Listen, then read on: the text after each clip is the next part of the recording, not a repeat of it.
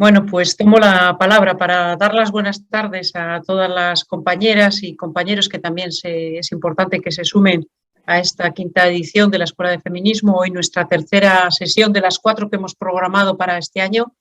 La verdad es que es un placer seguir contando con vosotras cada miércoles y lo que decíamos un poco antes de empezar con vosotras, que nos sigue faltando trabajo y que si os dais cuenta los datos trágicos de esta última semana ponen en evidencia que la igualdad todavía no es algo tan real. La máxima expresión de la violencia es la desigualdad.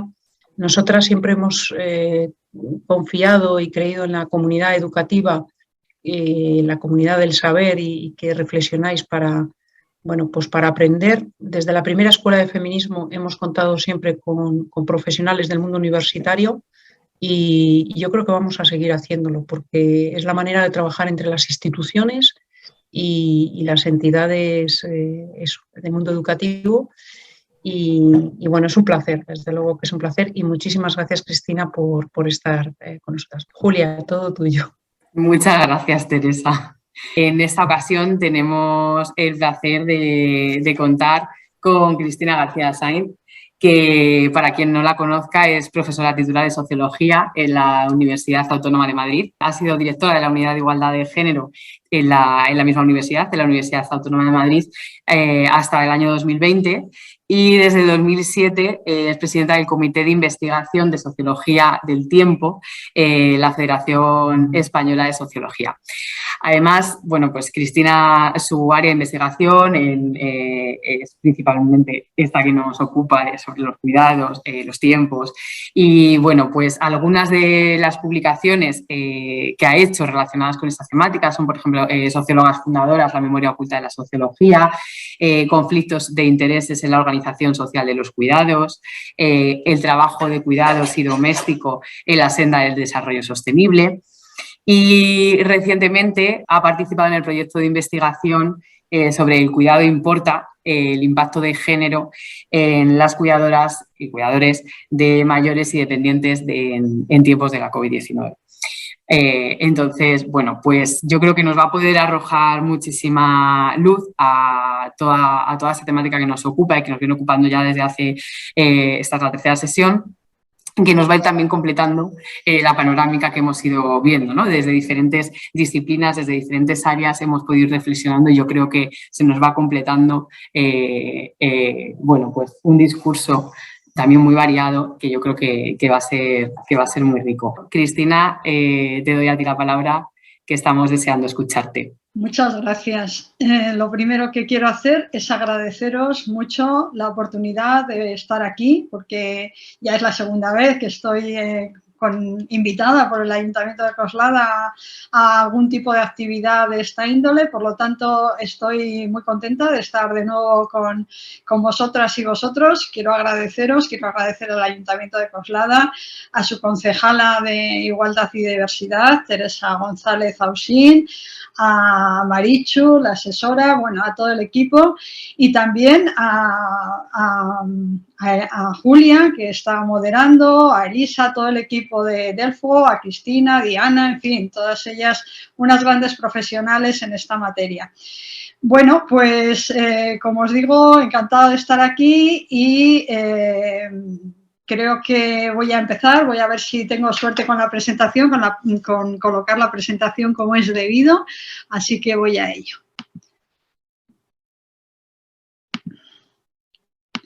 Muy bien, pues entonces, a ver, quiero hablaros de la organización social de los cuidados centrada en el caso español.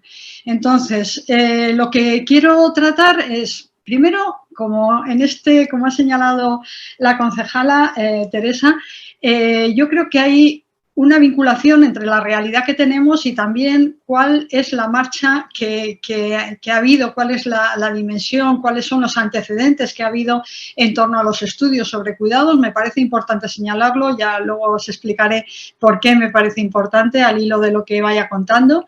Luego ya me voy a centrar en lo que es el contexto español, por qué en el modelo español, por qué la organización social de los cuidados en España es algo diferente de otros países, qué características se producen, y luego ya me voy a centrar en la tercera parte, que sería cómo se distribuye ese cuidado, cuáles son las modalidades de cuidado, y me voy a centrar principalmente en 3 grupos: el cuidado en casa, el cuidado externalizado y el cuidado institucionalizado, que sería un poco el que está bajo el paraguas de la ley de dependencia. Y luego plantearé algunos retos y perspectivas.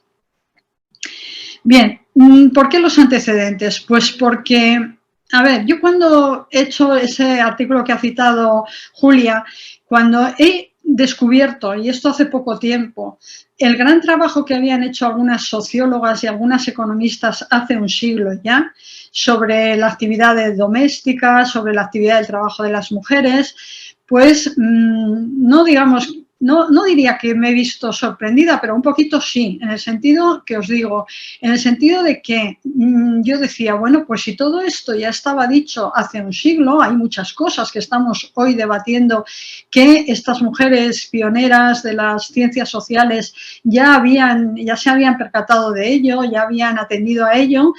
¿Qué ha pasado en todo este tiempo? Bueno, pues ha pasado una gran ocultación, una gran difuminación, el no prestar atención a lo que muchas autoras habían venido trabajando sobre estos temas. Entonces, como bien decía Teresa antes también, hay una gran conexión. O sea, parece que los cuidados van por un lado, es el día a día, lo cotidiano, donde están las mujeres, vamos a decirlo, corrientes en el mejor sentido de la palabra, donde están sobre todo mujeres que muchas veces no están vinculadas al mercado ni a lo público, etcétera, etcétera. Entonces, establecer esa conexión entre ver lo importante que puede ser el trabajo que se puede hacer entre las investigadoras y la realidad cotidiana, me parece que eso es un descubrimiento que, bueno, pues yo creo que no viene de muy atrás, sino que es reciente, y por eso me parece importante traer a colación hoy aquí ese trabajo, esa labor que han hecho estas pioneras de la sociología y de la economía, ¿no? Y la pregunta que yo me hacía es, bueno, ¿qué hubiera pasado del tema del cuidado? ¿Qué hubiera pasado de la realidad cotidiana del cuidado, pero también de las políticas públicas y de otros vínculos en relación con el debate que tenemos hoy sobre el tema de los cuidados? ¿Qué habría sido de la sociología y de otras ciencias si el trabajo de estas autoras pioneras hubiera penetrado y se hubiera difundido? Pues yo creo que estaríamos bastante más avanzados y avanzadas en este terreno. Por lo tanto, esa es mi pregunta, eso es un poco el hilo conductor de esta exposición, y bueno, voy a pasar entonces a hablar en primer lugar, sobre estas autoras.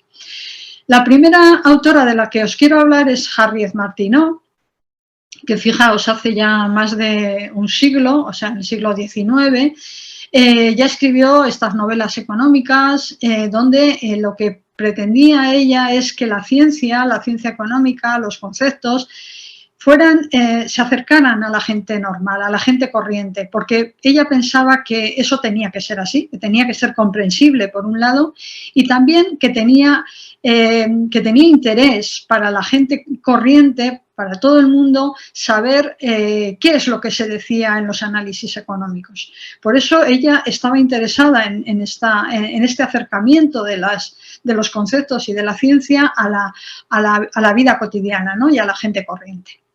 Luego estudia en otro texto, en Domestic Service, atiende al trabajo doméstico que realizan las mujeres. Por lo tanto, la primera cuestión es eso, que en este tiempo, o sea, en el siglo XIX, mediados del siglo XIX, principios del siglo XIX, esta autora ya había puesto el punto de mira en la actividad cotidiana que realizaban las mujeres en el ámbito doméstico.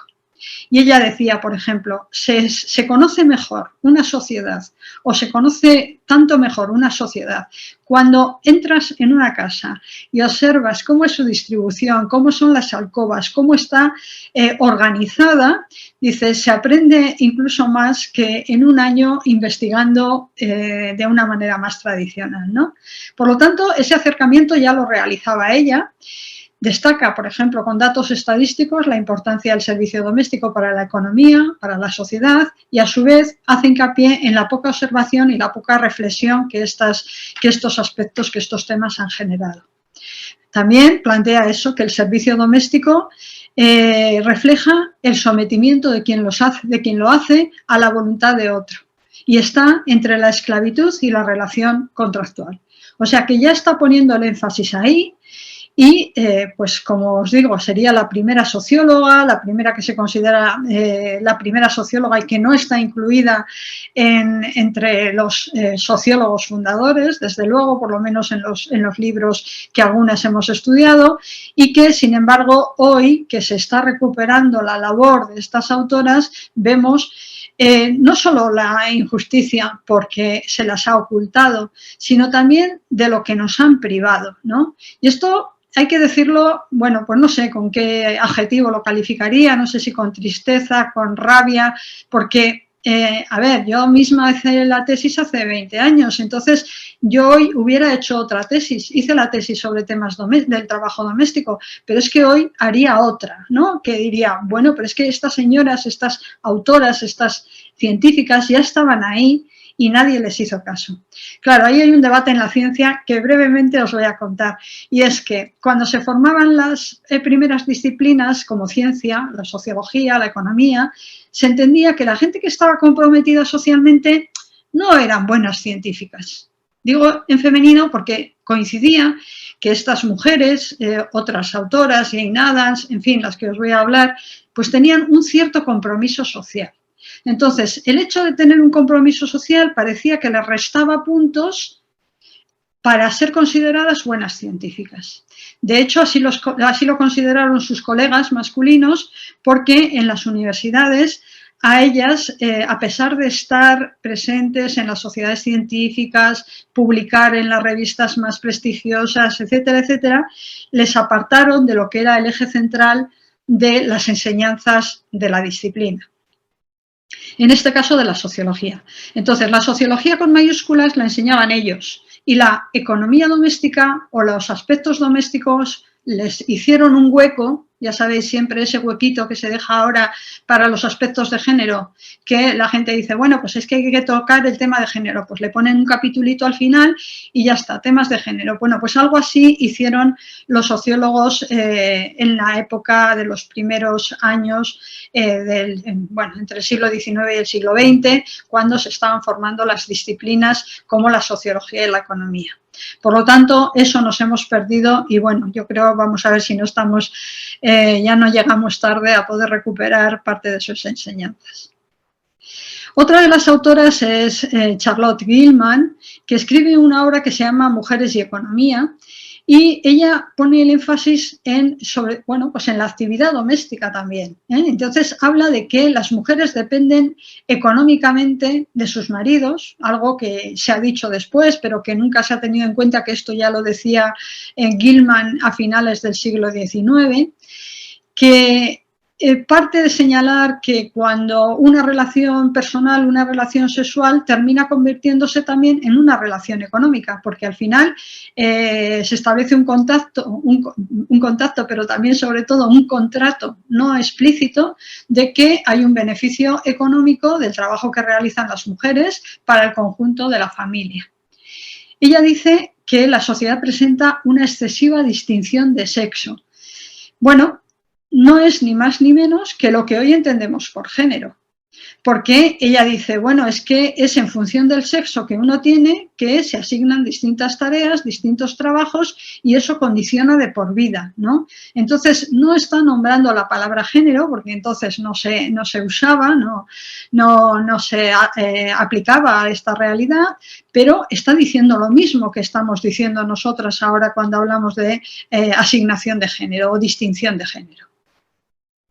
También es, yo creo, una pionera cuando dice que el trabajo doméstico tiene un valor económico, pero que las mujeres no reciben sueldo por la actividad que realizan, Otro tema es si lo tienen que recibir o no, y este es otro debate que vuelve otra vez, pero yo creo que ya lo habíamos dejado cerrado porque hoy poca gente pide un salario para las amas de casa o para el trabajo doméstico, porque si no es la perpetuación, ¿no?, de por vida ahí, y mucha gente no tendría acceso a otra cosa. Por lo tanto, sería además una asignación, una reasignación de género del trabajo doméstico. Pero ella ya plantea el valor económico que tiene. Y hoy ya está contabilizado ese valor económico por economistas que han estudiado cuánto supone el trabajo no remunerado, y según el método que se utilice, pues algunos llegan a decir que un 30, un 50% o incluso el 100%.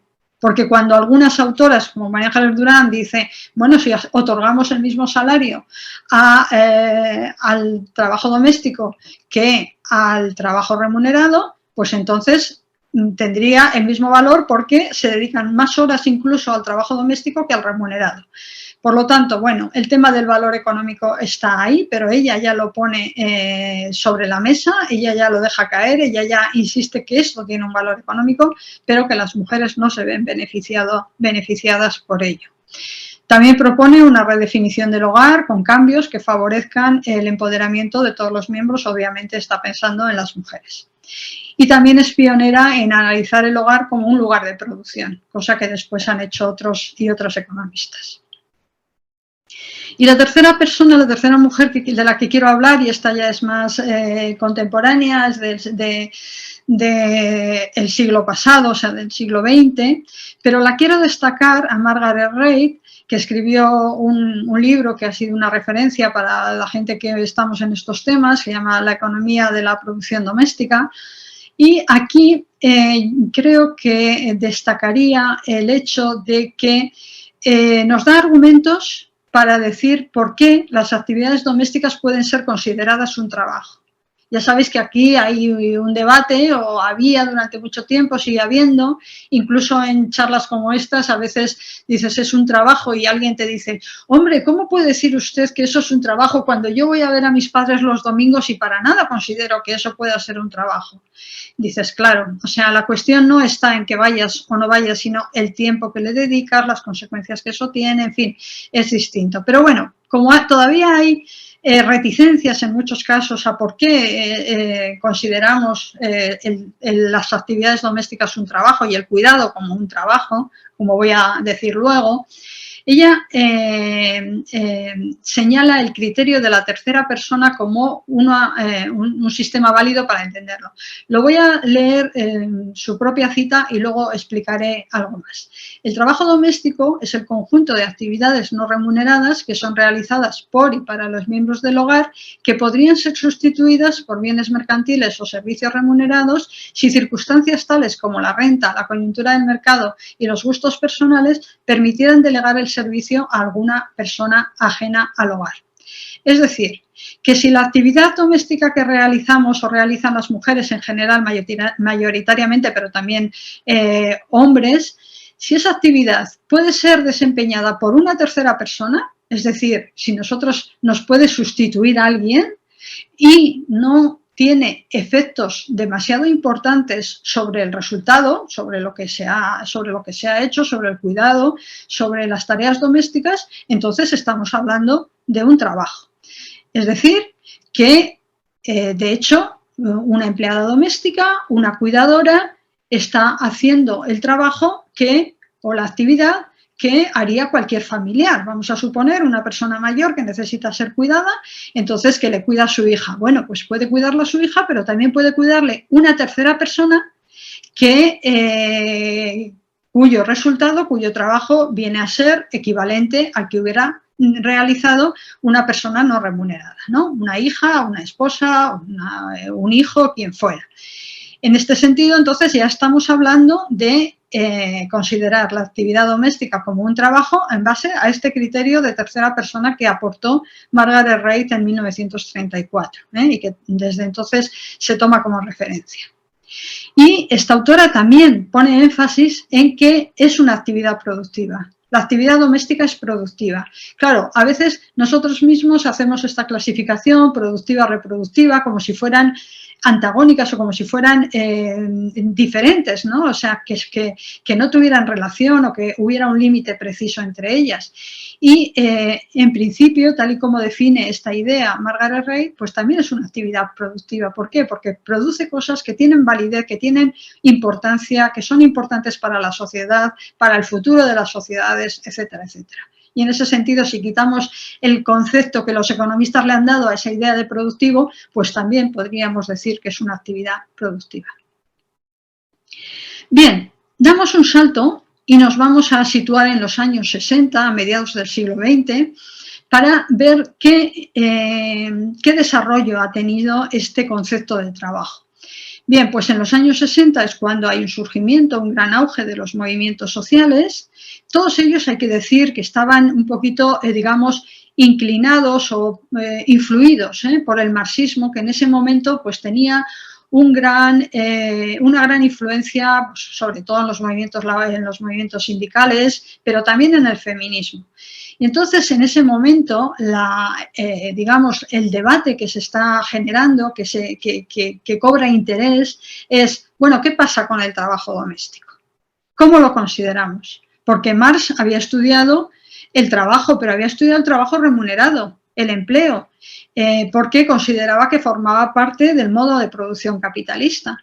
Pero él no prestaba atención al trabajo doméstico porque consideraba que estaba fuera, que no era parte del modo de producción capitalista.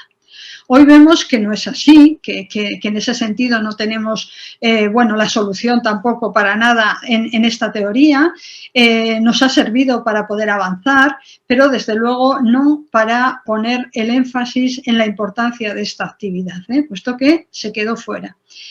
Bueno, hubo mucho debate en torno a esto que se dio en llamar el debate sobre el trabajo doméstico, porque también influidos por Engels, ya sabéis, el que escribió con Marx el Manifiesto Comunista, pues Engels decía en su famoso libro El origen de la familia, la propiedad privada y el Estado, decía que en los domicilios, en las casas, la posición de la mujer era equivalente a la que tenía el obrero en la fábrica, algo así. Entonces decía, bueno, entonces, claro, está oprimida y la perspectiva que se daba aquí era, bueno, pues cuando cambie este modo de producción tendremos esa liberación de las mujeres. Bueno, esperemos que no tengamos que esperar, en el sentido de que ese planteamiento daba lugar a, no sé, diría yo, derivas complicadas, ¿no? Porque entonces, ¿qué pasaba? Que las mujeres en su trabajo generaban también plusvalía, entonces que alguien les tenía que pagar, ¿quién les tenía que pagar?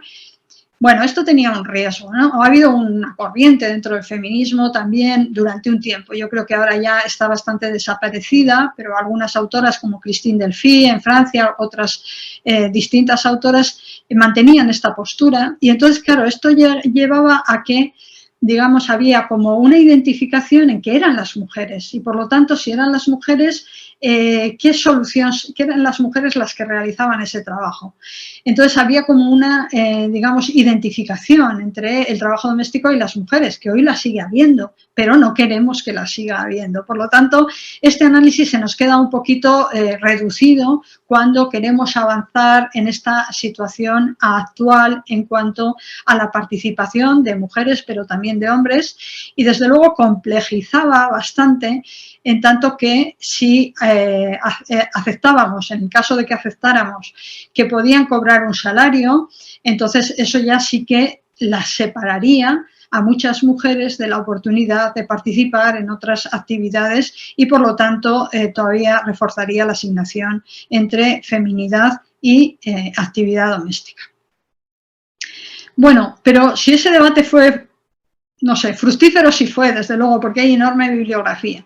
Pero yo destacaría una conclusión, y es que a partir de ese momento ya empezaba a ser considerada la actividad doméstica como un trabajo, porque ya llamábamos trabajo doméstico a lo que era un trabajo, aunque iba a costar mucho, iba a costar y sigue costando que eso se interiorice y pase a formar parte de lo que son, por ejemplo, incluso Pues desde las ciencias, o sea, desde que la economía considere esta actividad como un trabajo tiene repercusiones, que lo haga la sociología también, que lo hagan las ciencias sociales también, pero menos, pero desde luego es que está insertado en la vida cotidiana. Si yo a veces suelo hacer esta pregunta, igual alguna de mis alumnas se acuerda, ¿qué es para ti el trabajo? Mucha gente dice, bueno, aquella actividad por la cual recibo un salario. Bueno, pues esa es la idea que se tiene, o también en el lenguaje común, no, yo no trabajo, mi mujer no trabaja, aunque esté dedicando una media de 4 horas diarias a la actividad doméstica. Por lo tanto, todavía en el lenguaje cotidiano no tenemos interiorizado que esta actividad que realizamos y realizan las mujeres en su mayoría, pero también muchos hombres, sea un trabajo. Bueno, pasamos a los momentos ahora ya de autoras más contemporáneas, que yo voy a señalar a dos, a Lourdes Beneiria y María Ángeles Durán, que han hecho una contribución, yo creo que destacada en este sentido. Lourdes Beneiria, una economista catalana que ha desarrollado su trabajo como economista en Estados Unidos, en la Universidad de Yale, creo recordar, pues ya en los años 70 y en una publicación que yo recuerdo sobre reproducción, producción y división sexual del trabajo, ella estudió qué es lo que pasaba en las economías de los distintos países, pero sobre todo se centró en aquellas que llamamos hoy emergentes, pero que podemos denominar de menores ingresos o menos ricas, como queramos llamarles. Estas sociedades, dijo ella, se mantienen gracias a un trabajo no remunerado de las mujeres en la mayoría, o dicho de otra manera, el peso de las economías recae principalmente sobre el trabajo no remunerado que mayoritariamente desempeñan las mujeres. Entonces, aquí está pasando algo, ¿no? Esto nos lleva a decir, bueno, entonces la economía, ¿qué es? ¿Qué se está enseñando en la economía?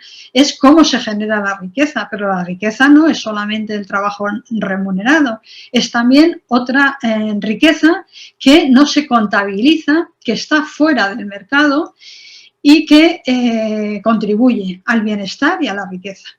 Bien, según su punto de vista, que lo expone en sus libros, sobre todo en este de género, desarrollo y globalización, pero también en el que está más arriba el debate inconcluso sobre el trabajo no remunerado, ella dice que para hacer un análisis del trabajo, para conocer, para estudiar el trabajo, no solamente hay que tener en cuenta el trabajo regular o formal, el empleo remunerado o el empleo asalariado, sino que también hay que tener en cuenta el empleo irregular o sumergido, el trabajo para la subsistencia, es decir, el que realizan muchas mujeres, por ejemplo, en muchas economías, en muchas sociedades donde ellas hacen pequeños cultivos cerca del hogar, trabajan en actividades que generan subsistencia para su propia familia, a veces también amplían para la comunidad. En fin, ese trabajo que es importante en muchos países hay que tenerlo en cuenta. También el trabajo voluntario y también, obviamente, el trabajo doméstico. Ese TNR que pone ahí es trabajo no remunerado, es decir, que habría que tener en cuenta ese trabajo por el que se cobra un salario, pero también ese trabajo que no tiene contraprestación económica.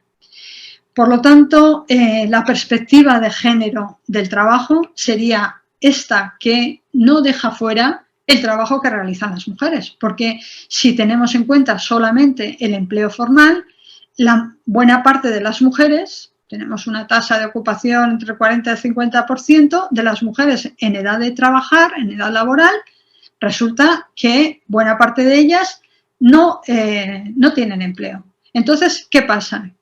¿Que están paradas, como dice la encuesta de población activa? Bueno, según la encuesta de población activa, están paradas. Según esta visión con perspectiva de género, no están paradas. De hecho, en un estudio que hicimos sobre esto de los conceptos con otro compañero, veíamos que cuando se les dice a ellas cómo se autodefinen cuando están realizando tareas del hogar, pues no se definen, ellas no se definen como paradas, en todo caso se definen como, bueno, no tengo trabajo, etcétera, etcétera, pero no como paradas, ¿no? Entonces, hay una diferencia, depende cómo medimos las cosas, si son las propias personas quienes se autodefinen o si es una estadística o un organismo o varios organismos los que dicen, bueno, pues entonces a las personas que no tienen empleo, que no lo buscan, que no están disponibles en los próximos 15 días, esas no son ni siquiera paradas, esas son inactivas. Entonces ya el concepto de inactividad, en fin, ese para mí tiene todas las críticas posibles, porque lo asimila a la idea de alguien que no es activo, o sea, y no es ser activo, es estar parado en el sentido amplio del término de no hacer nada prácticamente. Entonces, para muchas abuelas, abuelos, mujeres, hombres, en fin, de todas las categorías sociales que dedican largo tiempo, bueno, muchas de las personas que estáis ahí lo sabéis, decir que es inactiva, pues a mí me parece casi, yo suelo decir inadecuado por ser correcto, ¿no? Porque yo cuando lo escribo digo, pues es inadecuado, pero ahora digo directamente, o sea, me parece injusto y casi un insulto, ¿no?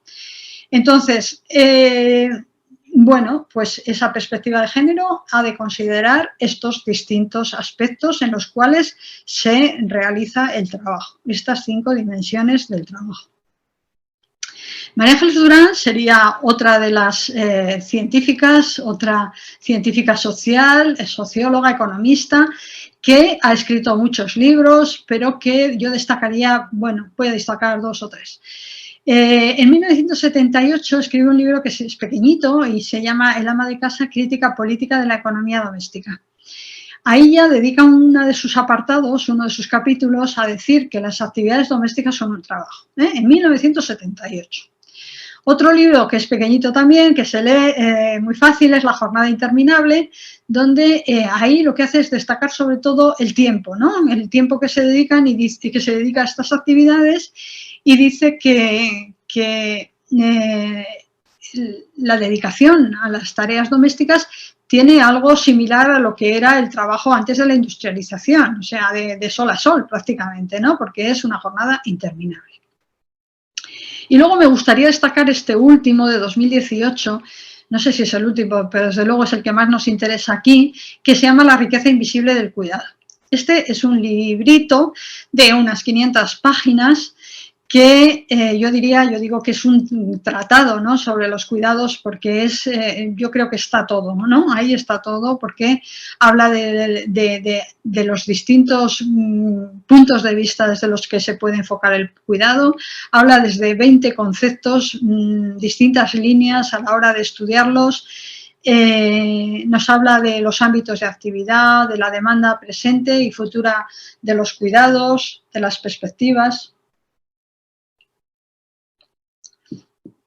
En fin, yo creo que es lo más completo que podemos encontrar y, desde luego, parte de mi trabajo también está inspirado en ella. Por lo tanto, resumiendo todas estas contribuciones, podríamos decir, utilizando la metáfora del iceberg, que para hablar del trabajo, lo primero que solemos ver es esa economía mercantil, el trabajo remunerado o empleo, que sería la parte emergida del iceberg, que lo vemos todo el mundo, que sabemos que tiene que ver con el salario, etcétera, etcétera, pero lo que no vemos es esa parte sumergida, que es el trabajo no remunerado, trabajo doméstico y de cuidados, que es necesaria para que el iceberg se mantenga en su conjunto. Por lo tanto, sin la parte de abajo, la de arriba no existiría, tal cual.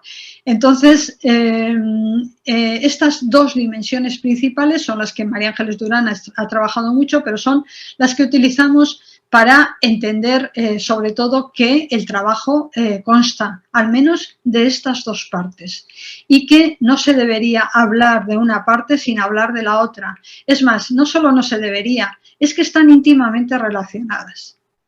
Y hoy por hoy yo me atrevería a decir que un análisis que no tenga en cuenta las 2 partes es cuestionable desde el punto de vista de la ciencia y, desde luego, desde el punto de vista de la ciencia con perspectiva de género. Y, bueno, esa ciencia con perspectiva de género es para mí la ciencia con mayúsculas. No es un apartado de la ciencia, sino que la ciencia con perspectiva de género es la ciencia con mayúsculas, porque si no tiene esa perspectiva, entonces es una ciencia sesgada.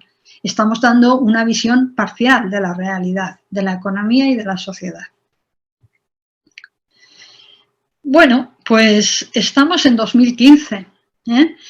Han pasado 40 años desde que estas autoras nos hablaran del concepto del trabajo, de las 2 dimensiones del trabajo, de las 5 dimensiones del trabajo y de su planteamiento de las actividades domésticas y de cuidados como un trabajo. Bueno, pues por fin en 2015 el informe anual de Naciones Unidas, del Programa de Naciones Unidas para el Desarrollo, titula este informe El trabajo al servicio del desarrollo humano, donde ya plantea que el trabajo es toda actividad que no solo conlleve la producción y el consumo de bienes o servicios, sino que además trascienda la producción del valor económico y, por lo tanto, el trabajo comprende actividades que pueden aumentar el bienestar humano.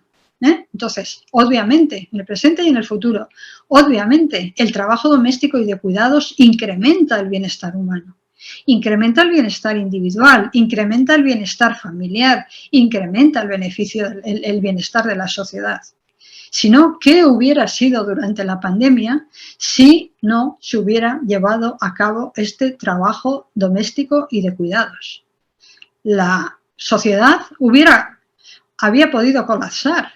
Habría colapsado posiblemente si no hubiera existido este trabajo. Luego es evidente que este trabajo aumenta el bienestar individual, social y familiar.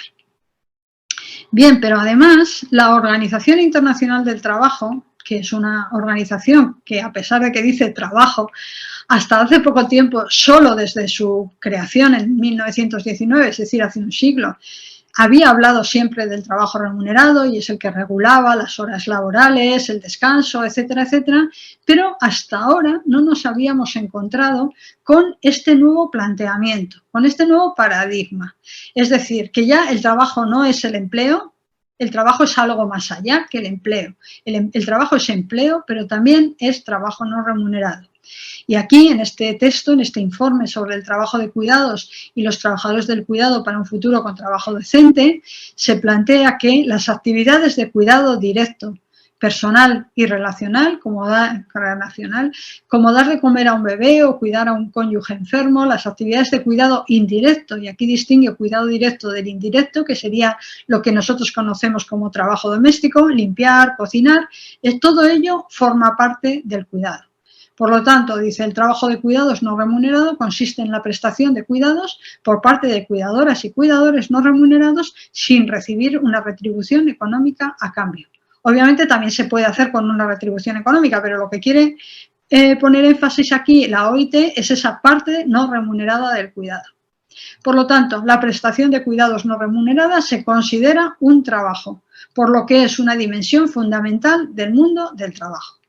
Esto es una verdadera novedad y, desde luego, es un cambio fundamental que viene a respaldar las investigaciones de tantas personas, de tantas científicas que hemos trabajado en esta línea durante mucho tiempo, bueno, y ya sin correr el riesgo de que se vea como algo marginal lo que estamos diciendo, sino que cuando tienes el aval de la OIT y de Naciones Unidas, pues es que ya estamos hablando en otros términos, ¿no? Ahora ya es más difícil que, bueno, pues que la gente bromee o que la gente no tome en cuenta esta actividad porque la propia OIT la está considerando, ¿no?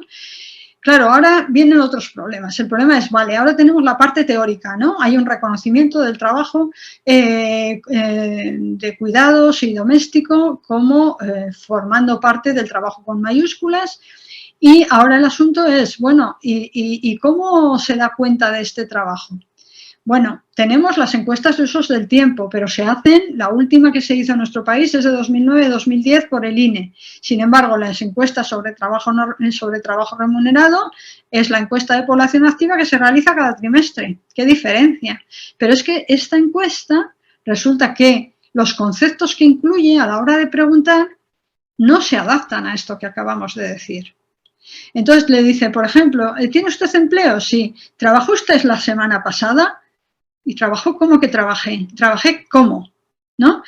Pongo un ejemplo, ahí está llena, el cuestionario de la encuesta de población activa, de la EPA, y como podrán ver en otros lugares, en otros países que siguen los mismos criterios de la OIT a la hora de realizar las encuestas de fuerza de trabajo, es como se llaman en general, en España la encuesta de población activa, pues vamos a encontrar las mismas incoherencias, por decirlo de una manera correcta. Es decir, un desajuste entre lo que estamos encontrando, en lo que ya llevábamos décadas trabajando y que dices, por fin está aquí, y la manera de medir ese trabajo. Y ahí ya volvemos a encontrar que no es el trabajo con mayúsculas, sino que hay un trabajo con mayúsculas y otro con minúsculas. Pero bueno, iremos avanzando. Bueno, hasta aquí la parte, digamos, más de antecedentes, de teoría, para situar un poco dónde estamos, los avances conseguidos en este terreno. Y ahora nos situamos ya en el plano de la dimensión práctica, ¿no? ¿En qué modelo estamos en España cuando hablamos de cuidados, de la organización de los cuidados?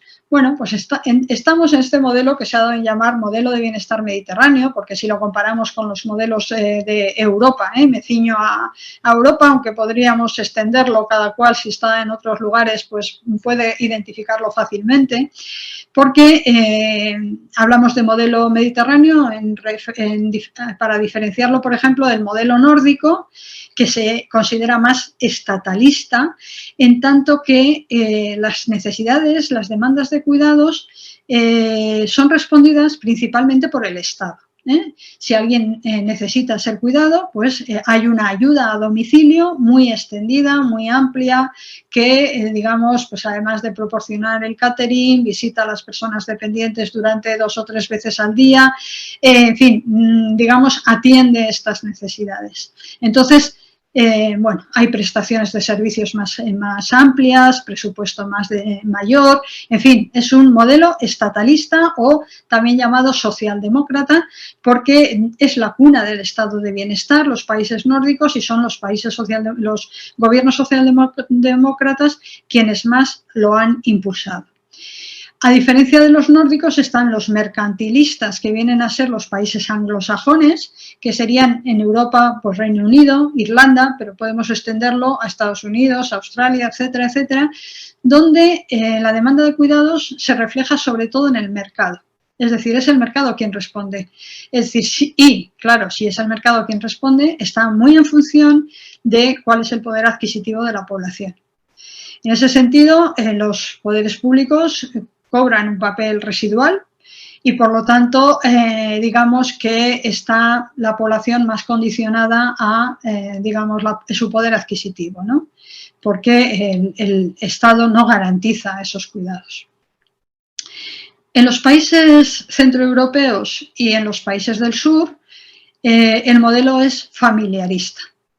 Familiarista, ¿por qué? Pues porque finalmente son, si decíamos el Estado, el mercado, aquí son las familias quienes se encargan de atender las demandas y necesidades de cuidado. Y dentro de este modelo familiarista, después, pues por los avances que se han hecho en estas teorías, bueno, los autores que desarrollaron estos modelos de bienestar decidieron que sí, que era mejor desagregar este modelo familiarista en 2. No es lo mismo en Alemania, Austria, Bélgica, Holanda, que en Italia, España, Portugal, Malta, Grecia. Es diferente. Entonces, ¿por qué el modelo de bienestar mediterráneo? Bueno, pues primero porque los presupuestos dedicados a las necesidades sociales, especialmente de cuidados, pues son más bajas, y también porque el papel de las mujeres el papel de las mujeres, al tener tasas de ocupación más bajas, al tener menos presencia en el mercado laboral, está más volcado en los cuidados y lo doméstico, y por lo tanto podríamos decir, siguiendo un poco aquí la explicación que está en la diapositiva, la responsabilidad va hacia las familias, y por el modelo tradicional y por lo tradicional y conservador que siguen siendo los países mediterráneos, cuando decimos las familias teníamos que decir que son las mujeres principalmente, mayoritariamente, para ser justos. Otra característica de este modelo es la fuerte división sexual del trabajo. Esto se suele explicar por este llamado modelo breadwinner, es decir, traducción literal sería ganador del pan, sustentador principal o, en castellano podríamos decirlo, el cabeza de familia, modelo cabeza de familia ama de casa. Es decir, división de roles, los hombres dedicados a ganar sustento, las mujeres dedicadas a la familia y al cuidado. Bueno, pues este modelo, aunque está en retroceso, sigue siendo la referencia en nuestras sociedades. Sigue siendo la referencia porque hoy cuando se habla, por ejemplo, en el ámbito de la sanidad, de la hospitalización a domicilio, pues se piensa en que alguien habrá en el hogar para cuidar a la persona que no va a estar en el hospital. Se le dice que es verdad, mejor en su casa porque no cogerá usted infecciones, etcétera, etcétera. Pero estamos en ese imaginario colectivo que tenemos, que siempre pensamos que habrá una persona, generalmente una mujer, que será quien atienda. O si nos vamos a algo más diario, más cercano, dicen el reparador de la fontanería, de la electricidad, voy a tal hora. Se presupone que siempre habrá una persona que estará allí dispuesta esperando a que llegue el profesional X de la especialidad que sea, porque tenemos esta idea de que los hogares siguen siendo los de antes, donde siempre había una mujer para atender este tipo de necesidades. Bueno, pues en nuestro país este modelo sigue teniendo más peso que en otros países europeos.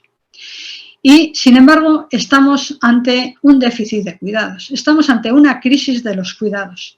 ¿Por qué? Porque la sociedad ha cambiado. La sociedad ya no es la que era, ya las mujeres también tienen un empleo, por lo tanto, no tienen tanto tiempo para dedicar a los cuidados y además, en muchos casos, no es su deseo el hacerlo, por lo tanto, quieren tener una autonomía y una vida pública, social, en la que se desarrollen también como ciudadanas y, por lo tanto, la oferta de cuidadoras y cuidadores se ha reducido. Las familias ya no tienen la misma composición que antes, ya no son la madre, el padre y la niña, el niño, padres e hijos, sino que ahora tienen otra composición, puede haber personas que necesiten ser cuidadas, pero digamos el modelo de familia ser distinto, bien, no me voy a extender, pero de una pareja sola, de parejas del mismo sexo, de familias reconstituidas, en fin, puede haber muchas variedades que ya no es la tradicional. Y por el contrario, vamos a una sociedad cada vez más envejecida que va a requerir también más mano de obra o más personas que cuiden o mayor dedicación a esos cuidados. ¿Quién lo va a hacer? Bueno, pues estamos por eso en esa crisis de los cuidados. No solamente estamos en esta crisis post-pandemia, post-crisis económica, en fin, crisis que seguimos teniendo por la guerra de Ucrania, etcétera, etcétera, pero estamos en una crisis también que está atravesando a todas las demás, pero que está ahí y que sería conveniente que se fuera dando respuesta a esta situación. Bien. Continuamos entonces, a ver si vamos dando respuesta a esta situación. Estos modelos de cuidados no son tampoco puros ni rígidos en el planteamiento, sino que cada vez están más mezclados. El modelo de bienestar mediterráneo cada vez tiende a ser también un modelo más público, digamos más estatalista, o intenta serlo a través de la ley de dependencia, por ejemplo. Los anglosajones tienden a ser también más familiaristas, los nórdicos también echan mano también del mercado en determinadas ocasiones, por lo tanto cada vez hay más mezclas, pero bueno, para entendernos el predominio es este que acabo de comentar. Bien, ¿qué ocurre? Que cuando un país tiene carencias en prestaciones y servicios públicos, entonces lo que ocurre es que hay una sobrecarga sobre el trabajo no remunerado que realizan mayoritariamente las mujeres. Y como ha pasado durante la pandemia, como hemos podido ver claramente, los centros estaban cerrados o, como ha dicho la concejala, ahora llega las vacaciones escolares, pero las laborales no se dan hasta cuando corresponda. Es decir, hay vacíos que ponen de manifiesto los vínculos que existen entre los cuidados, lo laboral, etcétera, etcétera. Bien, entonces, ¿qué ocurre? Que cuando no hay respuesta pública, la gente tiene que recurrir a soluciones particulares, a soluciones privadas, a la familia, como se ha dicho, a quien pueden, pero también a la otra opción que, en función de los recursos, es externalizar los cuidados. Es decir, contratar mano de obra, cuidadoras, etcétera, etcétera. Bien, voy a hablar de ello a continuación. El contexto sigue siendo el de un contexto social, demográfico, de envejecimiento poblacional, de nuevas familias, pero también un contexto de llegada de inmigrantes desde los finales del siglo pasado, desde los años 90, que ha venido a coincidir con este momento en Europa, especialmente en España, de demanda de cuidados, demanda de cuidadoras, y bueno, pues un importante peso de mujeres que venían sobre todo de Latinoamérica y a las cuales se consideraba o se considera muy adecuadas para este trabajo. Bien, el contexto laboral, el contexto del sistema productivo es una economía sumergida importante, más que en otros países del centro y del norte de Europa. Un nicho de empleo irregular donde se sabe que muchas mujeres que vienen, la mayoría, van a encontrar empleo porque existe esa demanda, porque no está solucionada, porque no está resuelta por parte del Estado ni por la sociedad, no solo por el mercado, el Estado, pero también las propias culturas domésticas, en tanto que no está repartido. Y tenemos un mercado dual donde hay una parte de empleos bien situados, bien remunerados, bien cualificados, y otra parte que podemos llamar ese mercado secundario, donde se ubican todos estos empleos de estas características, el empleo doméstico, los empleos precarios, etcétera, etcétera. Por lo tanto, nos encontramos con un modelo conservador familiarista en nuestro país, junto con un modelo laboral segmentado, de baja calidad, segmentado por género, segmentado por etnias. Por razones de procedencia, etcétera. Y además todo este modelo está sustentado en estas desigualdades de ingresos, desigualdades económicas entre países, etcétera, etcétera. Bien, pasamos a ver cómo se distribuye el cuidado, cuáles son las modalidades en las que se presta el cuidado.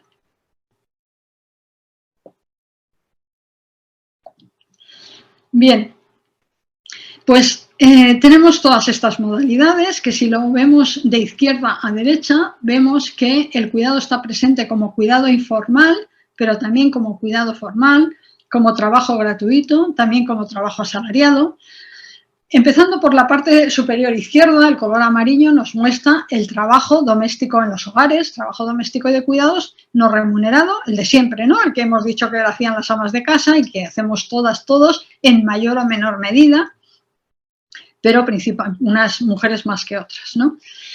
Este es el que ya conocemos. Siguiendo la línea de arriba, por mantener la línea de los hogares, estamos hablando del cuidado que se presta en los hogares, también tenemos una figura que surgió con la Ley de Dependencia de 2006, que es el de las cuidadoras no profesionales, que son aquellas personas, sobre todo mujeres, que cuidan de un familiar con el que conviven, que tiene una gran dependencia, o una dependencia de algún grado. Entonces, estas personas reciben una pequeña prestación, digo pequeña porque ellas le llaman la paguita, o las personas que estudian esto, algunas le denominan, bueno, ellas le denominan la paguita porque no llega a ser un salario decente, pero es una prestación económica que proporciona el Estado. Por lo tanto, es una manera de reconocer la labor de estas trabajadoras, pero esta prestación no es un salario, por lo tanto, no hay contrato, no hay salario, no hay una relación laboral. Simplemente son cuidadoras que están remuneradas por el Estado y que además, cuando se creó esta figura, se les dio la opción de que pudieran cotizar a la Seguridad Social.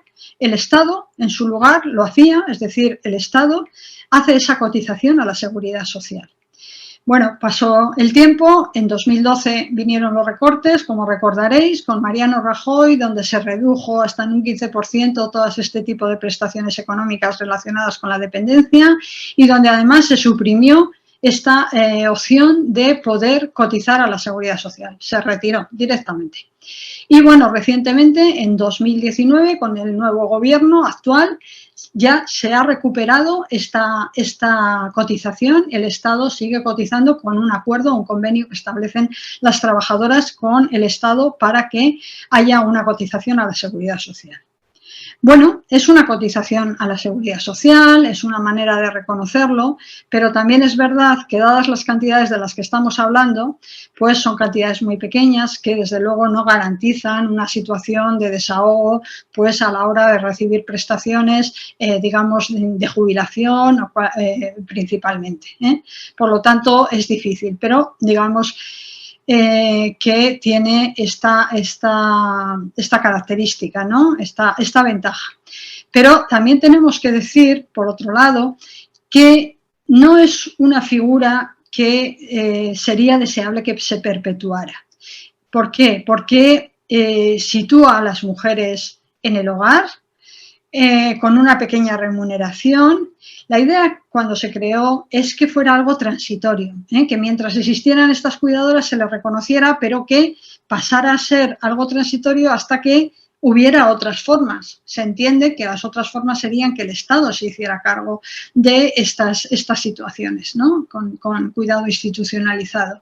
Sin embargo, eso no ha sucedido y ha resultado ser una de las, digamos, figuras que más ha crecido, que más se ha mantenido y por lo tanto sigue quedando, digamos, el cuidado muy familiarizado, ¿no? De acuerdo con esta figura. Y la otra figura que tenemos al lado es el empleo del hogar, que conocemos también como servicio doméstico, que sería ya un cuidado remunerado, un trabajo doméstico y de cuidados remunerado, que vincula con el mercado y tiene relación, claro, con el poder adquisitivo de las familias y es una manera, desde luego, de externalizar el cuidado. Y el otro día alguien decía, es una manera de conciliar. Y yo dije, ¿cómo? ¿Una manera de conciliar? Esto, bueno, depende del punto de vista que se mire. Desde el punto de vista de quien tiene un empleo en el mercado y contrata los cuidados, pues igual sí, pero a mí me parece que es una mirada muy parcial, porque conciliar sería que también las cuidadoras y las empleadas domésticas pudieran conciliar. No se puede decir con mayúsculas que esto es una manera de conciliar porque no lo es, puede ser para una parte y además para una pequeña parte, porque además muchas de las empleadoras son personas mayores que requieren ser cuidadas. Y esto nos genera también otros problemas, como ya veremos, hasta qué punto una persona de tercera, cuarta o quinta edad, que llamo de tercera edad hasta desde los 65 a los 85, de los 85 a los 100 podría ser la cuarta edad, y hay personas de más de 100 años que necesitan ser cuidadas, que las hay, y que se supone que estas, según la ley, son las contratadoras. Fijaos, o sea, es que es un poco incoherente esto. Pero bueno, así está. Tenemos una ley que engloba todo, que engloba a las empleadas domésticas que vienen a hacer o que van a hacer unas horas a algunos hogares. Esas son empleadas del hogar. Y luego tenemos también ahí a cuidadoras que vienen o van a hacer los cuidados a personas mayores, dependientes, que necesitan ser atendidas.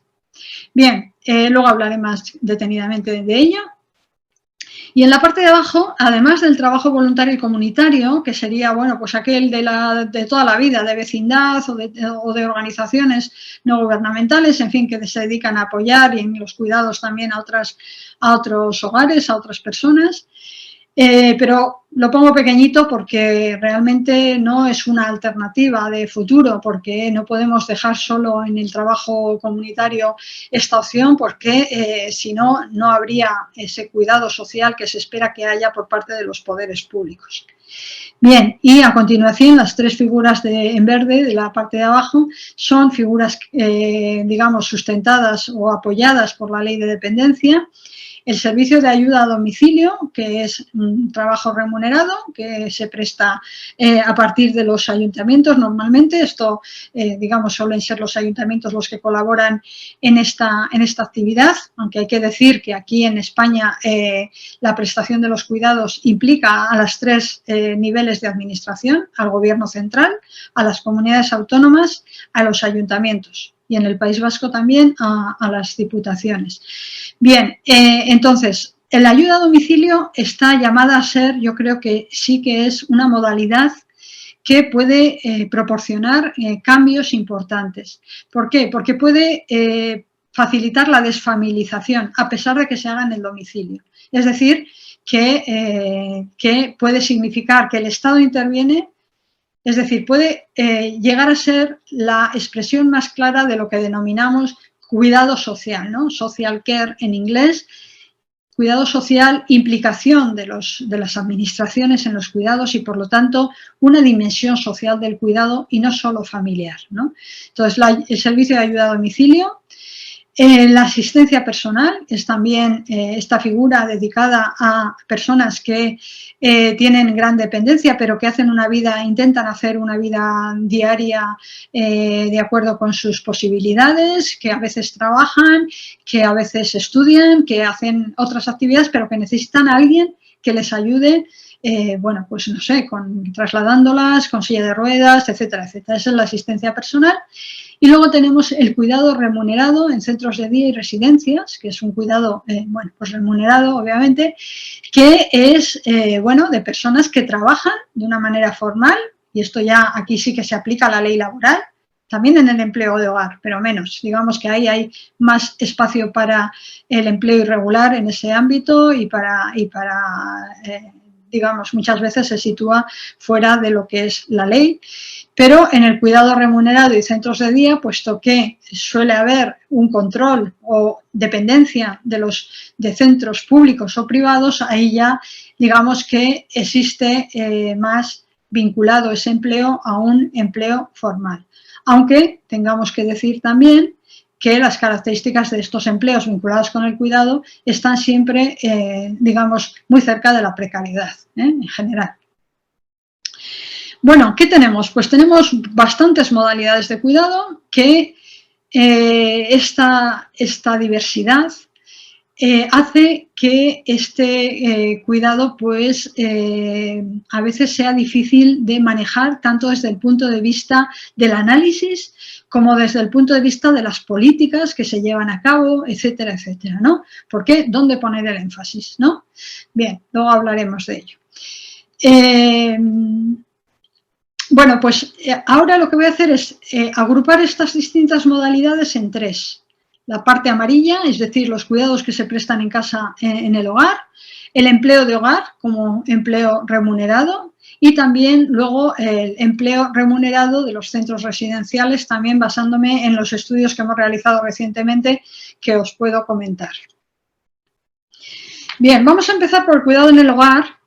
En el cuidado en el hogar se caracteriza por esta cultura del cuidado que se llama en casa y con la familia, ¿no? Esto lo reconocerán también en Latinoamérica porque se parece mucho a lo que aquí, bueno, a lo que aquí se utiliza, ¿no? Esta idea simbólica de cultura del cuidado definida como esa representación colectiva sobre quién recae la responsabilidad del cuidado en base a las normas, los valores que tenemos sobre las relaciones de pareja, familiares, etcétera, el papel de la mujer, etcétera, etcétera. Bien, pues esas culturas del cuidado de casa y con la familia es lo más extendido en nuestra sociedad. Bien, también en Latinoamérica y en otras sociedades, ¿no? Lo habitual es eso, que se cuide en casa y se cuide la familia. De hecho, en un estudio del INSERSO de 2010, el 87%, o sea, la gran mayoría, decía que las personas mayores pues prefieren, o sea, las personas mayores decían que prefieren vivir en casa. Incluso cuando se ha preguntado por quién quieren ser cuidados, dicen en una encuesta de María Ángeles Durán que el 41% dice que prefiere ser cuidado también por la familia. Y solamente por personas de la familia ese 41% debe de ser. Bien, además la sociedad respalda esta visión. Más de la mitad de la población entrevistada por el Centro de Investigaciones Sociológicas dice que cuando las personas mayores necesitan ayuda, debe dársela a la familia. Algo más de la mitad, el 54%, piensa así. Pero bueno, esto ya empieza a cambiar en función de la edad. Los más jóvenes ya no piensan tanto así, ¿no? Bien, esta cultura del cuidado que tenemos, en general, ¿qué refleja? Porque la gente piensa así, pero no piensa o no quiere pensar en qué consecuencias tiene esto. Cuando decimos que queremos ser cuidados por la familia, ¿qué significa? ¿Que siempre vamos a tener a alguien que nos va a atender voluntariamente, desinteresadamente, etcétera, etcétera? Esta cultura familiarista lo que pone de relieve es que existe una naturalización entre la idea de ser mujer, la feminidad, la casa, el domicilio y el cuidado. Es decir, lo natural es que alguien cuide en casa, ¿no? Esta sería la cultura predominante. Bien, tenemos una segunda opción, así lo manifiesta la población en España, que es esta de la externalización. Cuando no se puede en casa, pues entonces o se puede en casa, no se puede por los miembros del hogar, entonces se externaliza y se contrata a alguien. Este modelo, propio de los países mediterráneos, como han dicho algunas autoras en Europa, se conoce como inmigrante en casa y se extiende cuando la familia no puede asumirlo y los servicios públicos no atienden toda la demanda necesaria. Es una salida que se ha dado para las clases medias cuando ha coincidido pues, esta llegada de inmigrantes con esta necesidad de cuidados. Bueno, cuando se pregunta a la población sobre cuál sería la opción preferente si se encontrara dicha persona en situación de dependencia, un 36% dice que una cuidadora remunerada, es decir, una empleada remunerada, una cuidadora en el hogar. Por lo tanto, esta sería la segunda opción. Bien, ¿qué características tiene este empleo en el hogar? Pues transfiere la responsabilidad del trabajo de cuidados de unas mujeres a otras. De hecho, de otra manera, también refuerza la división sexual del trabajo y sigue manteniendo las desigualdades por género, por etnia, por clase, etc. Desde mi punto de vista, esta situación es insostenible en tanto que no es sostenible, hablando en términos de objetivos de desarrollo sostenible, porque desde el punto de vista demográfico estamos pensando que siempre va a haber una continua llegada de inmigrantes. Dicho desde otro punto de vista, las personas de los países con menos recursos siempre van a estar en una situación de necesidad que les va a obligar a emigrar. Bueno, es mucho suponer, yo desearía que esto no fuera así, o al menos que fuera solo cuando lo desean, no forzadamente. Por lo tanto, desigualdad entre países, desigualdad económica, porque se entiende y se calcula que para que una persona empleada del hogar esté bien pagada, el hogar tiene que tener 5 veces los ingresos que se necesitan para pagar un salario mínimo a una persona que trabaja en el hogar. Por lo tanto, multiplicación por 5 de los ingresos. Por lo tanto, gran desigualdad económica.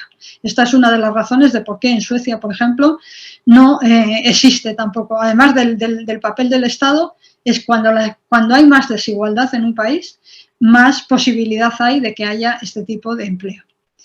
Y desigualdad social porque estamos hablando de que se refuerzan las jerarquías, las relaciones de poder y las desigualdades también, no solo las que he dicho, sino también dentro del propio género. Es decir, ahí se cruzan desigualdades entre mujeres porque una es contratadora, generalmente otra es contratada, pero sobre todo desigualdades de clase, ¿no? Y ahí, bueno, pues yo creo que es donde se manifiesta la situación, digamos, de la mayor precariedad, donde la situación de las mujeres, digamos, si ahora se habla de interseccionalidad, pues sería el polo que habría que tener en cuenta donde se centralizan las mayores desigualdades. Bien, para que nos hagamos una idea de qué estamos hablando a nivel comparativo en Europa, pues tenemos que, como podéis ver, Italia es el país con el mayor número de personas, bueno, en este caso se miden los hogares que contratan personas en el hogar, sería Italia, luego España, luego Francia, Alemania, Portugal, pero voy a comentar un poco estos datos porque, a ver, si tenemos en cuenta la relación entre las personas ocupadas en empleo de hogar y el total de ocupados, es decir, todas las personas que forman parte del ámbito laboral, tenemos que España sería el primer país con la mayor cifra de empleo del hogar. Porque Italia tiene más población y, por lo tanto, población ocupada, pero también mayor población. Creo que está en torno a los 60 millones de habitantes. España va en torno a los 47. Francia tiene otro modelo. Francia tiene otro modelo porque está emergido este trabajo, es decir, existe un cheque servicio que se compra en determinados lugares, que está avalado por el Estado, que está reconocido, que da lugar a incentivos fiscales, etc. Bueno, Alemania está ahí, pero tengamos en cuenta que Alemania prácticamente duplica la población en España, 80 millones, pues por lo tanto viene a ser menos importante en cuanto a números relativos en relación con la población ocupada. Y luego Portugal, que sí se comporta, digamos, como el resto de países mediterráneos. Entonces estamos ahí donde los países mediterráneos tienen una importancia bueno, destacada en cuanto a este modelo. Hablo ahora del cuidado en las instituciones, del cuidado sobre todo, digamos, en las residencias, pero también en los centros de día, en fin. Este cuidado institucionalizado pone de manifiesto que, bueno, que el Estado tiene algo que decir aquí. El Estado está presente. Podemos hacer críticas a la ley de dependencia, sabemos las carencias que tiene, pero si algo digamos, destacado se puede decir de esta ley, es que ejemplifica que el cuidado es un asunto social. Y esto es un gran salto cualitativo. ¿Por qué? Porque si pensamos que el cuidado es un asunto familiar, pues entonces el Estado se entiende. Pero no, el Estado dice, bueno, pues tiene esta, podríamos decir, esta dimensión de compromiso en los asuntos de demandas y necesidades de cuidados. Por lo tanto, digamos, tiene esta fase de estado de bienestar. Cuanto más desarrollo tenga este modelo, pues más podemos hablar de estado de bienestar con mayúsculas, ¿no? Bueno, como digo, este cuidado está bajo el paraguas de la ley de dependencia porque hay, digamos, un soporte por esta ley que está detrás de los servicios de teleasistencia, de ayuda a domicilio, de centros de día, de residencias y también de prestaciones económicas, cuidado no profesional, asistente personal y otras prestaciones económicas.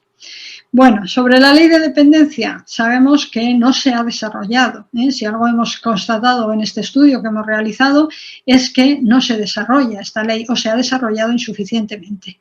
De tal manera que a día de hoy, creo que es de dato de 2020, por ejemplo, un 17% de las personas que han sido evaluadas por los expertos, por los profesionales que han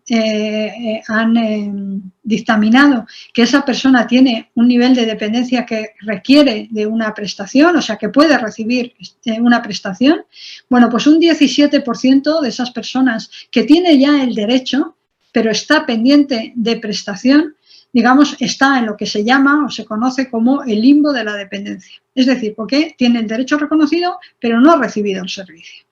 Este nombre se lo da a la Asociación de Directoras y Gerentes que veis aquí abajo, Asociación de Directoras y Gerentes de Servicios Sociales, que agrupa a muchos profesionales, chicos, mujeres y hombres, de este ámbito y que, bueno, pues llevan a cabo estudios muy pormenorizados, un seguimiento muy exhaustivo de todo lo que es el desarrollo de la ley de dependencia.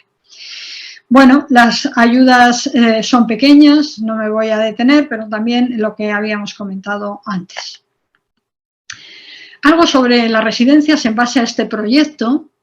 A ver, voy a quitar esto, a ver si no fallo. Ay, perdón. Oh. Perdón, a ver si vuelvo a donde estaba. Sí. A ver. Algo sobre las residencias es que la característica en España, en el Estado español, es que la mayoría de las residencias son de titularidad pública. Si veis la cuarta columna empezando por la izquierda, el 75% de las residencias son de titularidad privada, privadas. ¿Por qué? Porque ahí están la mayoría de las residencias que son propiedad de la Iglesia, que aparecen de las más diversas formas, en congregaciones religiosas, por ejemplo, bueno, tradicionales que han sido de toda la vida, digamos, digamos, es una herencia en nuestro país que previo a este reconocimiento público y social de los cuidados como un asunto social público, pues estaba en manos de congregaciones religiosas, sectores religiosos que se dedicaban al cuidado desde más desde el punto de vista de la caridad que del derecho, pero bueno, digamos que hay un fuerte peso de congregaciones religiosas, pero no solo, también hay empresas, muchas empresas, cada vez más, incluso, ya como quiero comentar también, fondos de inversión que están presentes cada vez más en las residencias privadas. Bueno, frente a esta titularidad privada mayoritariamente, de 3 de cada 4 residencias son privadas, tenemos por el contrario la financiación en las columnas de la derecha, la última columna de la derecha, donde podemos ver que mayoritariamente la financiación es pública.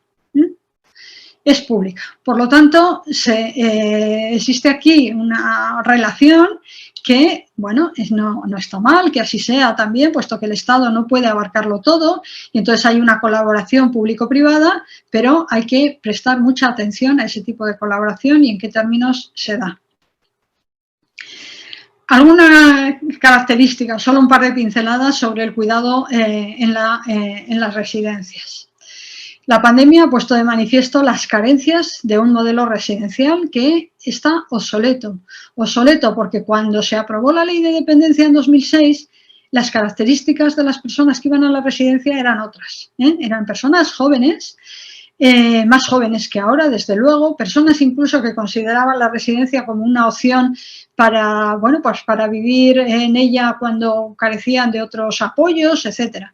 Hoy las personas que están en la residencia tienen en torno a una media de 80 años y son grandes dependientes. Por lo tanto, las necesidades son distintas, las necesidades de personas que cuiden son distintas, son mayores, las necesidades también de tiempos para cuidar también son mayores y por lo tanto existe esta obsolescencia, podemos decir, o este desfase de la situación actual con la ley que fue aprobada en su día. La calidad del cuidado, como hemos podido ver, sigue siendo en muchos casos deficiente y también hemos podido constatar que muchas veces es deshumanizado.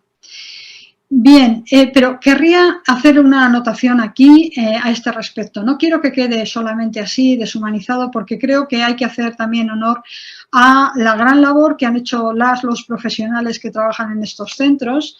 Lo que pasa que yo diría que en muchos casos, por supuesto, ha habido negligencias, pero yo creo que se les ha hecho muy mala prensa. Los medios de comunicación les han criminalizado, han tergiversado muchas informaciones. Yo recuerdo todavía vincular las residencias a los ataúdes, a los cadáveres. A veces compaginaban fotos o vídeos que reflejaban la situación en España, otras grandes morgues en otros países, dando una imagen, desde luego, que no les ha hecho ningún favor. Es más, habría que señalar que lo que es, por ejemplo, en España, especialmente en la Comunidad de Madrid y en algunos lugares de Cataluña, sobre todo Barcelona, los responsables políticos de las conserjerías de sanidad dictaron protocolos por los cuales dificultaban la llegada de personas mayores de las residencias a los hospitales. O sea, muchas personas que necesitaban ir al hospital no pudieron ir. Y, por lo tanto, como dice un representante de la patronal, de una de las patronales, dice, las personas han muerto en las residencias porque no han podido morir en el hospital. Es decir, si han cerrado las puertas, si cerraron las puertas en su día a que las personas residentes pudieran ir a los hospitales, obviamente las personas muy enfermas, incluso ya fallecidas, se quedaban en las residencias. Y eso, agravado con el colapso no solo de los hospitales y de las urgencias de los hospitales en esos momentos, en la primera fase de la pandemia, agravado con el colapso de las funerarias, hizo que en muchas situaciones no pudieran abarcar la situación que se les presentaba. Por lo tanto, yo creo que hay cosas que no se saben muy bien, que no se han difundido, que además se ha acabado, después de las últimas elecciones en la Comunidad de Madrid, ha puesto fin a una comisión que estaba investigando todo esto y qué había pasado. Bueno, ahí todavía están las actas de la Comunidad de Madrid donde se pueden ver la información que ha proporcionado las personas de las residencias y todos coincidían en estas situaciones y por lo tanto yo creo que es bueno también saber y conocer estas situaciones. Bueno, Además de esto, hay que decir que las condiciones de trabajo del personal que está trabajando ahí, gerocultoras, auxiliares, son trabajos precarios, contratos temporales, jornadas parciales, turnos y han trabajado en unas condiciones extremas. Como ejemplo, esto podría valer siempre, no solo en la pandemia, dice una gerocultora, tenía 5 minutos para asear un abuelo, vestirlo, levantarlo y venga. Y la primera vez que entré a trabajar en una residencia me dieron un teléfono y cuando hacía 10 minutos que había entrado en una habitación ya me estaban llamando para que espabilara. Es decir, pone de manifiesto cómo los tiempos que se imponen para el cuidado, en lugar de tener en cuenta los tiempos lentos que precisan las personas mayores, lo que se hace es aplicar un tiempo acelerado de acuerdo con las normas laborales, ¿no? Esto es un conflicto de tiempos que a mí me gusta mucho señalar. Bien. Además de eso, por ejemplo, una directora nos decía, cada día nos decían cosas diferentes, ha habido muy poca ayuda, muy poca coordinación, en fin, esto ya lo conocemos también como otra de carencia, ¿no?, en este sentido. Por lo tanto, recursos limitados, falta de inversión, desatención, olvido de los poderes públicos en este proceso. Bien, perspectivas, voy a agilizar porque veo que ya se me echa el tiempo encima. De estos 3 apartados que he señalado y que he dado las características de cada uno de ellos, ahora voy a poner énfasis en esos conflictos y en esos retos que quedarían en cada uno de estos ámbitos, ¿no? Porque yo creo que interesa ver un poco estas perspectivas. Bien, ya he señalado algunas, pero en el cuidado dentro del hogar, en el cuidado doméstico no remunerado, señalaré uno de los conflictos. Ya he dicho que el cuidado en casa, el cuidado doméstico en casa y con la familia, enfrenta 2 tendencias. Por un lado, el cuidado familiar y por otro lado, el cuidado social. Cuanto más cuidado familiar, menos cuidado social. Por lo tanto, si el primero, como hemos dicho, naturaliza la relación entre feminidad y cuidados, el segundo tiende a desfamiliarizar. Es decir, el cuidado social, el social care, el cuidado en el que participa el Estado, las administraciones públicas, puede desfamiliarizar. ¿Qué queremos decir con esta palabra? Que es decir, que las mujeres, que las familias no tengan que depender de su situación familiar para desempeñar otros trabajos, para desempeñar otras actividades. Es decir, que su vida no se limite por sus condiciones familiares. A eso decimos desfamiliarizar, ¿no? O desfamilizar. Por lo tanto, la tendencia debería ser a un cuidado cada vez más social en el cual las mujeres no están prisioneras de sus propias condiciones familiares, ¿no? De si tienen una persona en casa dependiente o no la tienen, ¿no? Bien, esto no quiere decir, como decía en algún caso algún alumno, dice, entonces las familias ya no tienen nada que hacer. No, las familias están ahí. Es decir, cuando hay cuidado social, cuando las personas están en una residencia, la familia no se desentiende. Tiene su familiar en una residencia, pero eso no quiere decir que no haga nada. Al contrario, suele haber una gran preocupación porque eso se considera la última situación a la que se llega y por lo tanto se presta cuidado. Pero bueno, esa sería, digamos, que enfrenta 2 tendencias opuestas. ¿Cuál es el reto? Pues por un lado tener en cuenta que cualquier medida tiene que tener en cuenta la corresponsabilidad. Es decir, que no se pueden aprobar leyes, pues por poner un ejemplo, la ley de teletrabajo, del trabajo a distancia, tiene que tener en cuenta que quien más va a prestar tiempo y dedicación van a ser las mujeres. Por lo tanto, tiene que tener medidas incorporadas de corresponsabilidad. Es decir, que garanticen que no sean las mujeres quienes vuelven a dedicarse más al cuidado, sino que se garantice un cierto reparto.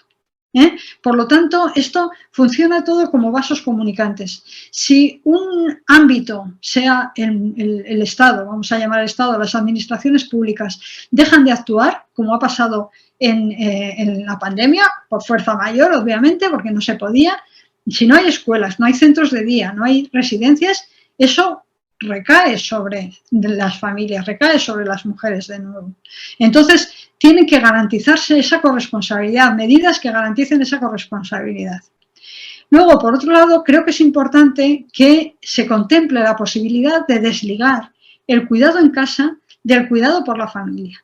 Esto ya lo he comentado antes. Por lo tanto, el cuidado en casa sí, porque es lo que la gente desea, pero no necesariamente por la familia si hay suficientes servicios que puedan garantizarlo, ¿no? Bien, y bueno, con respecto a las cuidadoras no profesionales, también garantizar que tienen servicios públicos para que no tengan que estar permanentemente 24 horas diarias, 7 días a la semana, prestando ellas solamente el cuidado. Con respecto al empleo doméstico, ¿cuáles son los conflictos? Bueno, pues que las grandes desigualdades de las que yo he hablado, no voy a insistir, la mejora de las condiciones laborales de las empleadas de hogar, sin duda, ahora ya se ha aprobado, se está en trámites de aprobar el convenio 189 de la Organización Internacional del Trabajo, que significa que tengan las empleadas de hogar los mismos derechos que el resto de trabajadores, es decir, que se incluya el derecho a la prestación por desempleo, que hasta ahora no se tiene, ¿no? Bien, pero es que esto enfrenta también un conflicto, en el sentido de que, como tenemos todo junto, las empleadas de hogar y las cuidadoras, a veces puede ocurrir que una mejora de las condiciones laborales de las empleadas de hogar revierte en que las personas mayores, cuarta, quinta edad, que no tienen suficientes recursos, no pueden acceder a pagar ese salario que se pide. Entonces, ¿con esto qué se quiere decir? No, por supuesto, no se quiere decir que las empleadas de hogar tengan que renunciar a nada, sino que hay que atender a ese conflicto que se presenta. Hay que atender a quién presta el cuidado y a quién lo recibe, conjuntamente. Hay que armonizar esas situaciones. Para ello hay que atender a las características de cada uno de ellos. Bien, por lo tanto, ¿qué retos? Pues delimitar bien, por un lado, esto que acabo de decir, pero también si se puede diferenciar entre lo que es cuidado y lo que es trabajo doméstico a niveles legales, pero por otro lado, en la práctica esto no se puede diferenciar. No se diferencia. Y también el riesgo que se corre es, como ha ocurrido en algunos países donde ya han implantado un sistema o han aprobado un sistema de cuidados integral, como puede ser Uruguay, donde se debate el hecho de que exista una cierta jerarquía entre quien cuida. Si a quien cuida le damos un carácter especial y le damos una prestación diferente, una consideración diferente, formación, etcétera, etcétera, también establecemos ahí una jerarquía entre, digamos, cuidadores directos e indirectos. Y bueno, y a eso hay que prestarle atención. Bien, luego también habría que asegurar el derecho al tiempo propio de las empleadas de hogar, sobre todo de las internas, que requiere de formación, que requiere de capacitación, porque si no tienen cerradas todas las puertas a cualquier promoción y desde luego a la conciliación. Bien, el cuidado institucionalizado, pues ya hemos dicho también como lo que la pandemia ha puesto de manifiesto, cómo funciona todo como vasos comunicantes en la medida de que si no se actúa en lo social, en lo público, se familiariza y repercute sobre el trabajo de las mujeres. Y tener en cuenta también que las prestaciones económicas no fomentan el cuidado social. Con las prestaciones económicas que se dan como ayudas, como pagas, etcétera, pues no fomentan que haya una derivación ni un reparto del trabajo también. Bien, por lo tanto, los retos serían articular las distintas políticas que interviene lo laboral, pero también lo social, lo sanitario, la perspectiva, en fin, que tenga una perspectiva integral, por un lado. Por otro lado, fortalecer el sistema público de atención a la dependencia, que las ratios, es decir, de personal, de tiempo, sean adecuadas, que exista una inspección y un control para que las empresas y los fondos de inversión no hagan del cuidado un negocio, y para eso hace falta un fuerte control y una inspección seria, vamos a decir seria, que no se avise antes a las residencias para decir que vamos a ir y entonces les enseñen la parte más bonita, sino que haya un control riguroso de todo ello. Y luego volver a dar credibilidad al modelo de cuidados residencial, porque el riesgo que tenemos ahora, y lo estamos viviendo, es la refamiliarización, o sea, que se vuelve a refamiliarizar, porque la gente dice, no puedo llevar a mi familiar a una residencia porque no me fío, no sé cómo le van a atender, me puedo arriesgar a que no puedo verlo, etcétera, etcétera, pues lo tengo en casa. ¿Y qué significa tener en casa a una persona dependiente cuando no se puede atender? En fin, esto ya lo hemos comentado.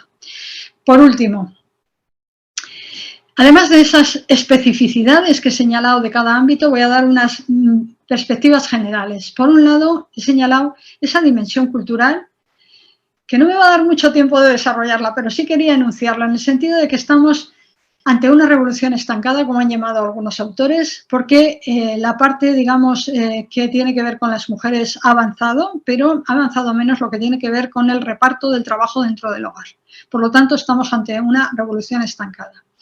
Pero además no solo ahí, sino que muchas veces en profesiones cualificadas, cuando la gente puede elegir, elige reproducir los roles de género, es decir, elige reproducir cuando hay flexibilidad horaria, dedicarse al cuidado de los niños por parte de las mujeres y por lo tanto ya no solo una asignación social, sino una interiorización de los valores culturales que tenemos, bueno, que tenemos en nuestra vida cotidiana, ¿no? Esas culturas del cuidado que tenemos y que reproducimos consciente o inconscientemente, pero que no solo se debe a una asignación social, ¿no? Eso me interesa mucho y bueno, pues en eso he estudiado un poco y me ha interesado mucho porque no es solo echar balones fuera. Hay veces quien dice, no, es que es el patriarcado y bueno, pues sí, pero el patriarcado no puede servir como un comodín que nos responda a todas las cuestiones para las que no tenemos respuesta. Entonces, bueno, yo creo que merece la pena pensar sobre esto. Después, sobre el ámbito laboral y doméstico, considerar que no son esferas separadas, que están muy vinculadas, que todo está vinculado, que incluso las transferencias que se dan entre lo doméstico y lo familiar, vemos también que habría que tener en cuenta, pues como se ha citado al principio, pues qué pasa con los colegios, si tienen un horario, si tienen otro, etcétera, etcétera. Todo esto está vinculado.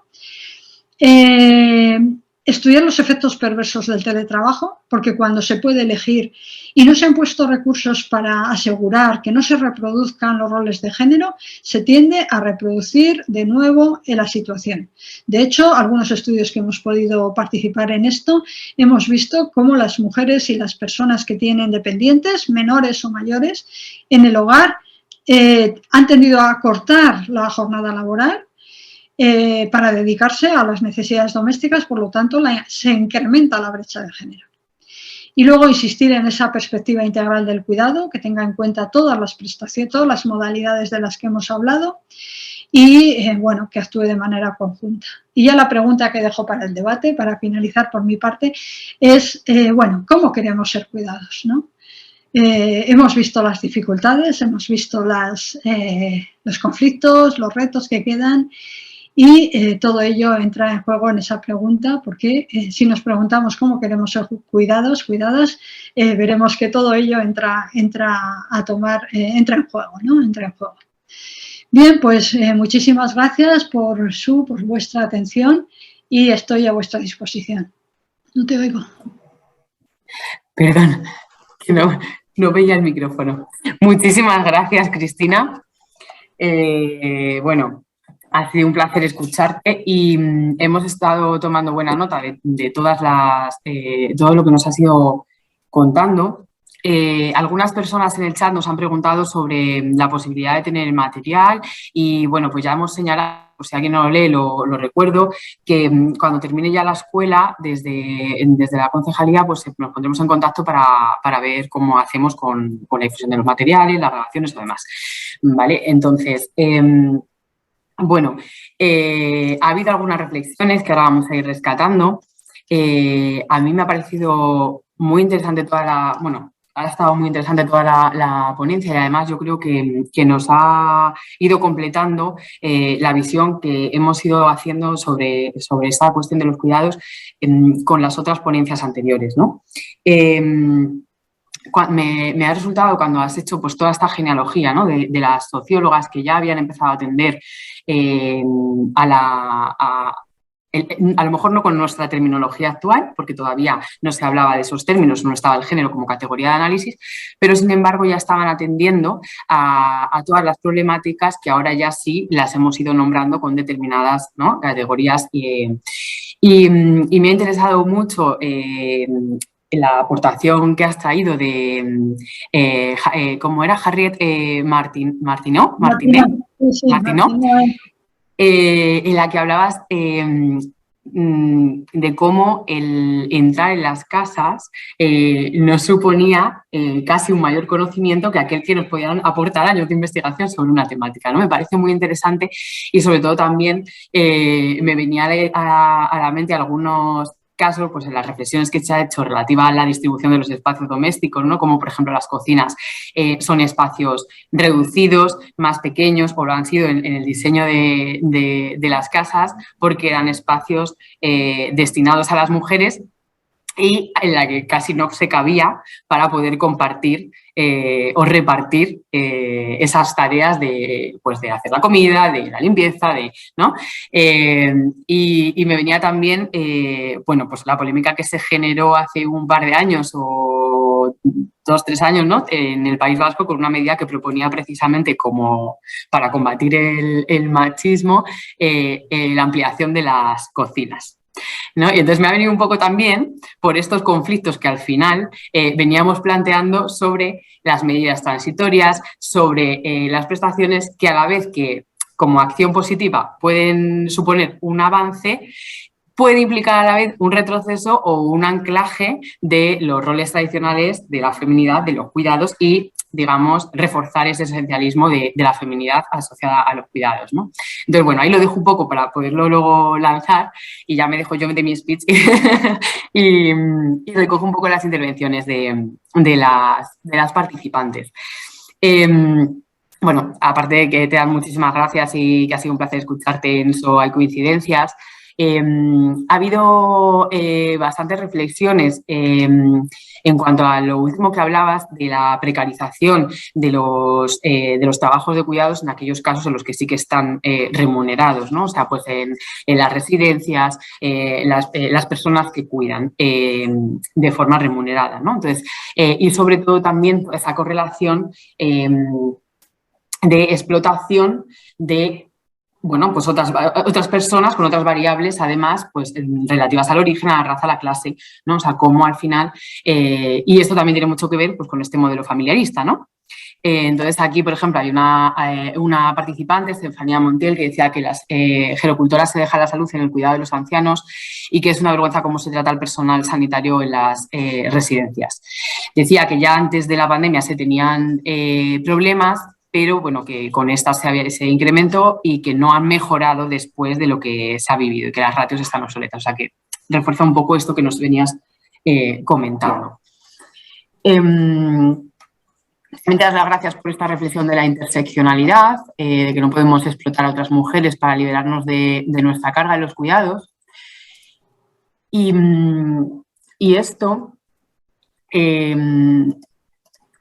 me resulta muy interesante también con lo que has comentado al final sobre la relación o el conflicto, más que la relación, el conflicto que nos plantea entre las personas que necesitan ser cuidadas, pero ocupan esa figura de empleadoras y las empleadas, ¿no? O sea, ese conflicto que de repente, que tiene todo que ver, además, con el poder adquisitivo, con la calidad, ¿no? O sea, también con la clase y con el coste, que además has señalado tú, es que además ha sido muy curioso cómo se han ido produciendo las reflexiones dentro del chat, porque ha sido contestando muchas de las cosas que venían diciendo antes, ¿no?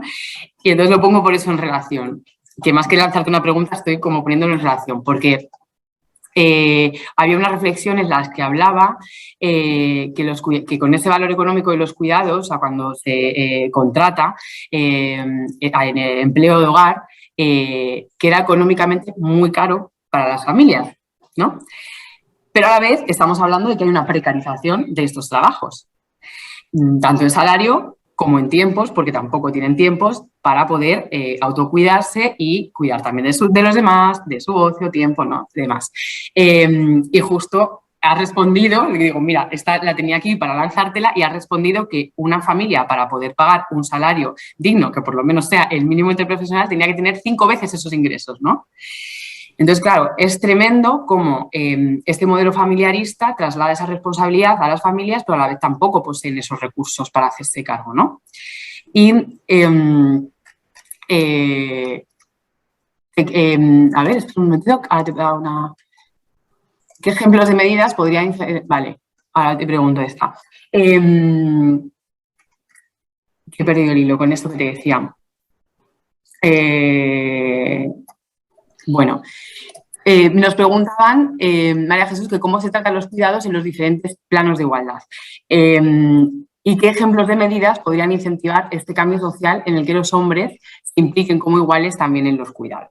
Nos hacían estas preguntas. Y bueno, pues no sé si ahí nos puedes arrojar algo de luz. Bueno, vamos a ver. Bueno, a ver, con respecto a lo que comentabas, Julia, sobre los espacios, es verdad que bueno, cómo está distribuido es una de las características, pero yo creo como sobre todo es cómo se gestiona, ¿no? Cómo se gestiona también, o sea, no, yo creo que una cosa sin la otra no se pueden entender, ¿no? Porque tú puedes tener una cocina muy grande, pero, y de hecho en el País Vasco es donde son las cocinas más grandes, que yo sepa, o sea, que hasta donde yo sé, una característica, aunque a mí siempre me ha llamado la atención, es que en muchos casos, bueno, pues las cocinas son muy grandes, ¿no? Pero bueno, entonces digamos que inciden en esa cuestión, pero a mí más importante que cómo es la distribución, porque puedes tener una cocina pequeña y que, bueno, cada vez hay más varones, hombres que participan y por lo tanto se encargan, y eso también hay que decirlo, creo que es importante, es cómo se gestiona ese reparto, ¿no? Yo creo que es ahí donde, en esa cultura del cuidado, que va un poco de la mano de cómo se organiza espacialmente, pero sobre todo cómo se gestiona y cómo se reparte, ¿no? O sea que yo creo que ahí, bueno, pues bien, pero no solo, ¿no? Con respecto a eso. Interesante también me parece la cuestión esta de la precarización, de la que ha dicho la persona que ha dicho que eso, que no sé, que había pasado todo eso, que la situación de las gerocultoras y las auxiliares sigue siendo la misma. Es verdad, es como si no hubiera pasado nada. O sea, esto es que nos llama mucho la atención a las personas que hemos trabajado en esto, en esta investigación. De hecho, la persona que ha dirigido el proyecto de investigación está teniendo reuniones a nivel del gobierno también, pero después de la pandemia y después de pasar lo que ha pasado en las residencias, ha habido 2 elecciones, bueno, ha habido más, pero me voy a fijar que hubo elecciones en la Comunidad de Madrid y hubo elecciones en Cataluña y pasó sin pena ni gloria. Este tema como si no hubiera ocurrido, o sea, es una verdadera calamidad en este sentido no poder decir, bueno, esto nos han estremecido, o sea, los medios nos han conseguido estremecer, pero, sin embargo, cuando han llegado las elecciones es como si nada hubiera pasado, ¿no? Entonces, esto es impresionante, ¿no? O sea, qué capacidad de olvidar o qué capacidad existe para dejar fuera en el tintero sin señalar aspectos que realmente son importantes.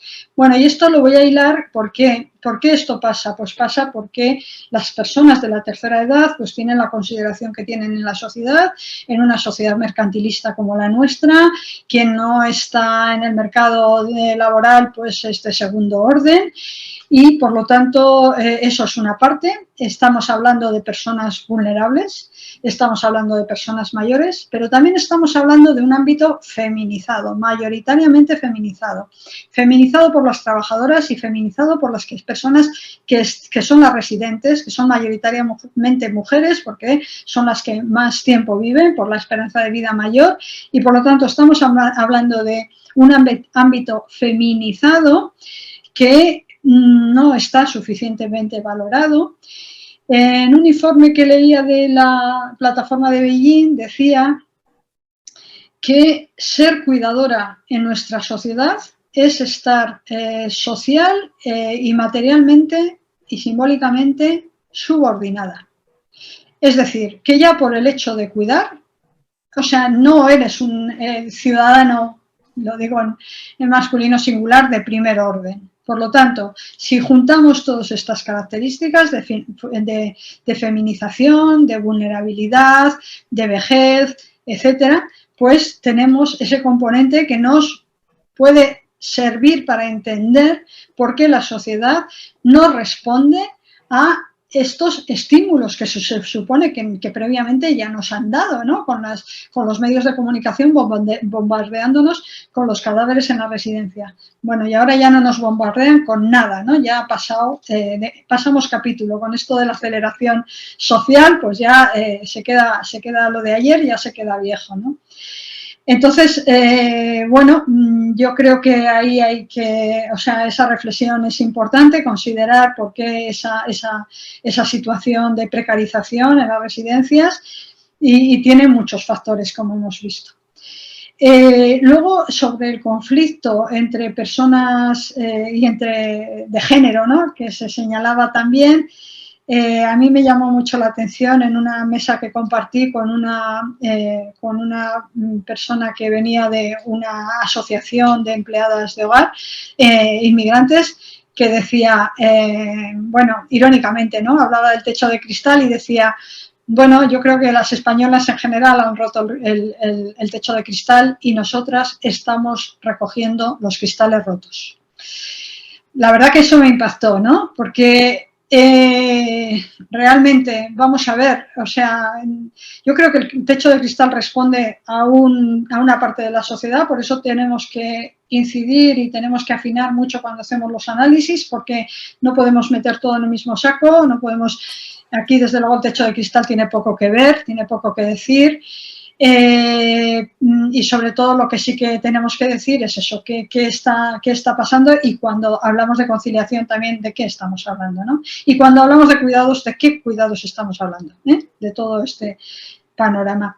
Y luego diferenciar también ese conflicto que yo decía, no es lo mismo una empleadora al uso, que no puede o no quiere hacer las tareas domésticas y las puede subcontratar y cambia tiempo por dinero, que esas personas mayores que también son vulnerables. No solo las empleadas domésticas son vulnerables socialmente, sino que esas personas mayores también son vulnerables, necesitan ser cuidadas, y a veces la relación es conflictiva, porque no solo por la relación laboral, sino porque hay algo más, y es una amistad, una relación de reconocimiento mutuo entre personas vulnerables. Y yo he visto relaciones bonitas, digo, si no fuera porque hay que tener en cuenta siempre que es una relación laboral y no se nos puede ir de la cabeza aquello de decir, no, si es que como de la familia, bueno, de la familia muy bien, pero esto es una relación laboral. Dicho eso, también es verdad que hay relaciones, voy a decirlo, bonitas. ¿Por qué? Porque son como de mutuo apoyo, o sea, se reconocen entre sí como personas vulnerables. Personas que han venido de fuera y que no tienen los papeles, o sea, están en situación administrativa irregular, que encuentran a veces un refugio en un hogar, ¿no? Y entonces, digamos, hay un apoyo mutuo ahí, ¿no? Pero no quiero idealizarlo tampoco, insisto en la relación laboral. Y bueno, ¿qué futuro nos espera con esto del empleo de hogar? Pues, hombre, yo quiero recordar para las que son mayores y las que somos un poco mayores que nosotros decíamos, en los años 70 decíamos, el feminismo, este trabajo tiene que desaparecer porque no es propio de una sociedad democrática. Decíamos, de una sociedad moderna y una sociedad democrática no se puede permitir tener este tipo de empleo. Bueno, pues ya vemos que nos confundimos, que no tuvimos la visión de futuro que se podía tener, que las circunstancias han cambiado mucho, pero yo lo que sí que diría es que en la medida que el cuidado social con responsabilidad de los poderes públicos es débil, este sistema, que creo yo que sería deseable que se redujera hasta el máximo, pues se va a mantener. Se va a mantener porque la gente, aunque no pueda, hace lo que pueda, y de hecho muchas familias hacen lo que pueden, ¿no? Con ayuda de los hijos, con ayuda de tal, o sea que no son lo típica empleadora siempre. Entonces, ponen en juego todos sus ingresos para poder pagar a alguien. Entonces, digamos que eso de los vasos comunicantes hay que tenerlo en cuenta. En la medida que lo social o el cuidado público es deficitario, tiene carencias, entonces es cuando entran en juego estas otras opciones. Y de hecho, pues la referencia a Suecia nos lo confirma, ¿no? En la medida que es fuerte el cuidado social, pues la presencia de otras modalidades es menor. Y para acabar, cómo los hombres, cómo repartir el cuidado. Bueno, esto es para mí lo difícil también, o sea, todo es difícil, pero esto también, porque estamos hablando de esta cultura que se reproduce y se reproduce en muchos casos cuando la gente tiene oportunidad de decidir. Y esta es para mí una de las mayores contradicciones. ¿Cómo es que cuando tenemos opción de decidir, decidimos por cuidar, ¿no? O sea, por ejemplo, madres con hijos, bueno, luego no he señalado esta diferencia, pero es evidente que no es lo mismo cuidar a niños que mayores. Generalmente yo me refiero a mayores porque es donde veo la problemática más importante en la sociedad actual, porque hay otras componentes que tienen que ver con el cuidado de niños, que es más gratificante, y por lo tanto se habla más del cuidado de mayores. Yo diría también, aunque suene un poquito raro, que si nosotras mismas despreciamos lo que son las tareas de cuidado y domésticas, es difícil que podamos implicar a alguien.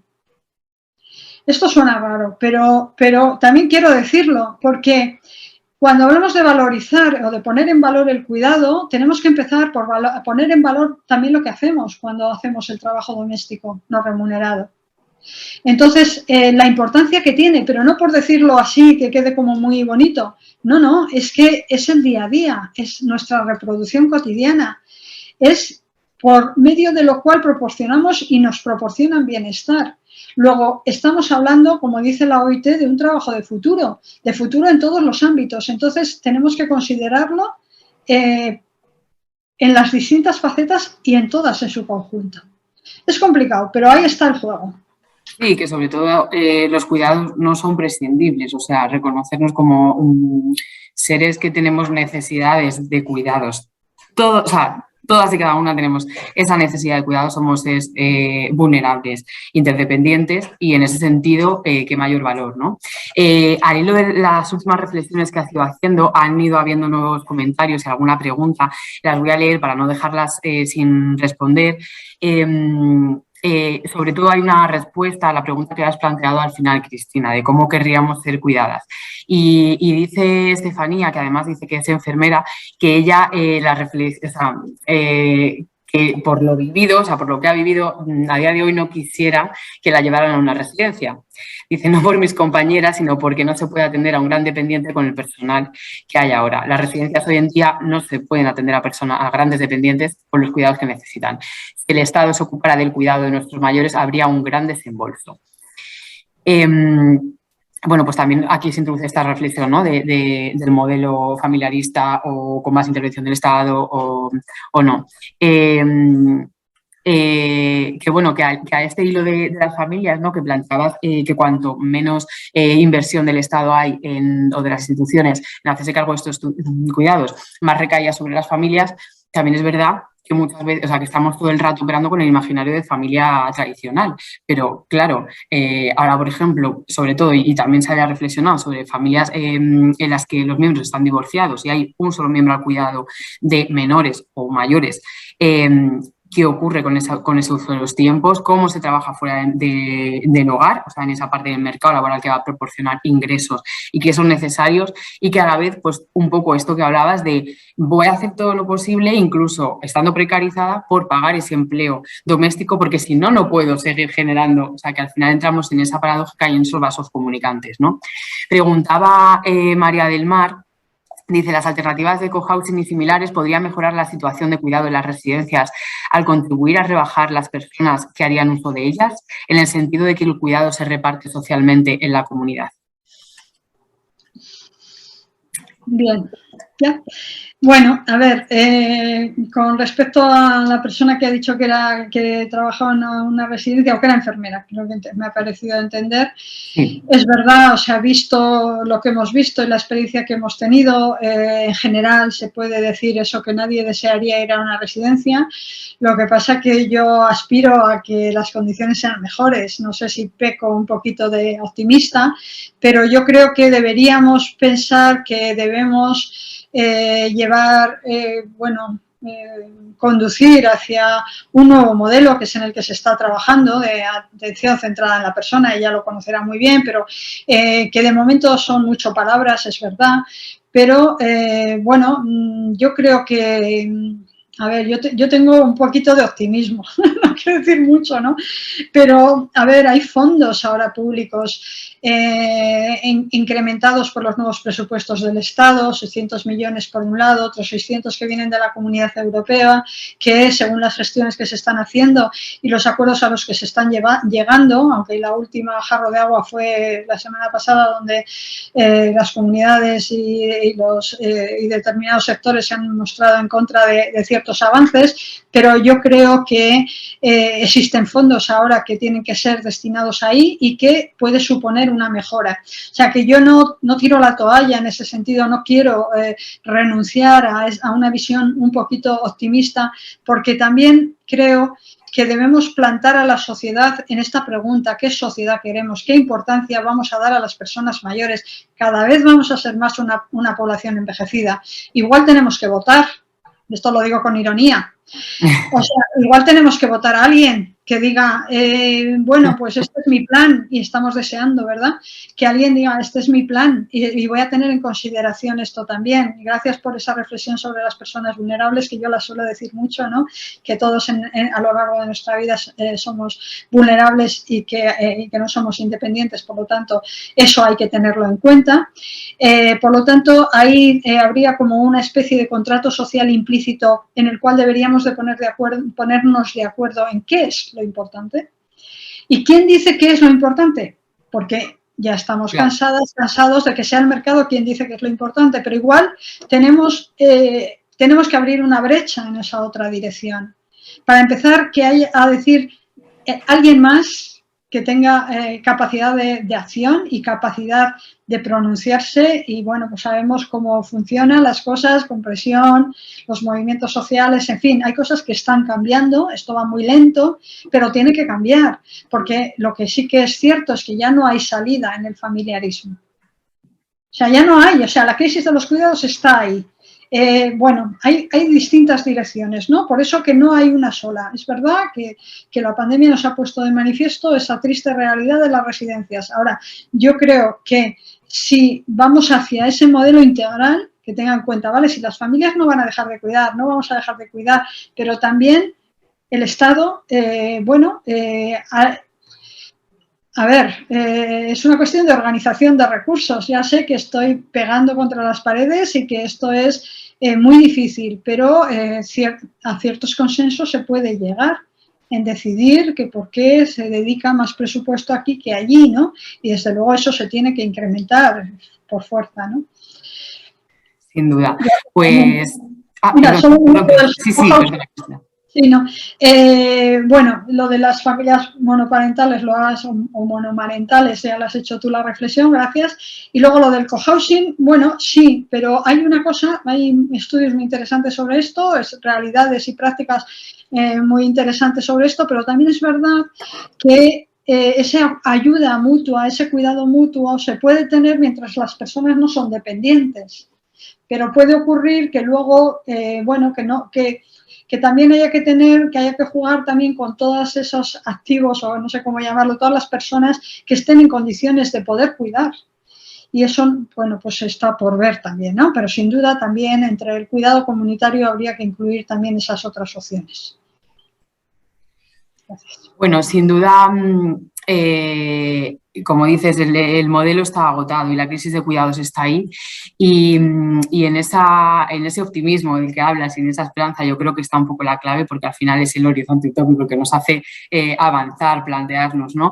Reflexionar sobre las cosas, y en ese reflexionar, tomar conciencia, problematizar es el primer movimiento necesario para la acción y cambiar las cosas, y en ese sentido también está planteada esta escuela, ¿no? Desde una entidad local. Al final, desde las políticas públicas también se pueden generar espacios de reflexión para compartir, problematizar, y simplemente ya el hecho de plantearnos todas estas situaciones, pensar en los retos, en las dificultades, en los conflictos y en ideas, pues yo creo que ya es un avance. Entonces, bueno, pues en ese sentido, Cristina, muchísimas gracias por haber participado en esta Escuela de Feminismo de Coslada y habernos dejado con tanta información que nos va a permitir poder seguir reflexionando. Y Y nada, que ha sido un placer compartir la tarde contigo. Al resto de las participantes que estáis ahora mismo conectadas, muchísimas gracias por estar aquí. El próximo miércoles vamos a tener la última sesión y yo creo que a lo mejor podemos hacer muchas preguntas que nos han ido surgiendo estos días y que hoy ha surgido aquí y ha quedado un poco como ese reto que trasladamos a ellos, ¿no? O sea, pasamos la pelota a los hombres, a ver de qué manera se van a inmiscuir, a tomar partido para romper también con esa naturalización de los cuidados en femenino, porque va a venir un ponente a hablar precisamente de la masculinidad. Entonces, creo que va a estar bien también como cierre poder escuchar esa versión y esos cambios que tienen que ir asumiendo y que nosotras también, porque evidentemente en el imaginario seguimos reproduciendo y como dices, desde la libre elección muchas veces seguimos perpetuando porque al final tenemos una construcción del deseo que también la estuvimos hablando en la sesión anterior, muy condicionada, ¿no? Con todos los modelos y los referentes y todos los agentes socializadores, digamos. Entonces, bueno, yo creo que al final vamos hilando y nos van quedando cosas claras, aunque siempre lo bueno es que cada vez que aclaramos una cosa se nos abre otro problema, ¿no? La cesta de cerezas que saca otra cereza enganchada. Así que muchas gracias por permitir que sigamos fomentando todo este pensamiento, Cristina. Muchas gracias a vosotros. Y nada, espero vernos el miércoles que viene y a ti verte enseguida y poder contar contigo en otras ocasiones. Y ya os dejo que vamos hoy un poquito de retraso, pero encantadísimas. Chao, adiós. Gracias.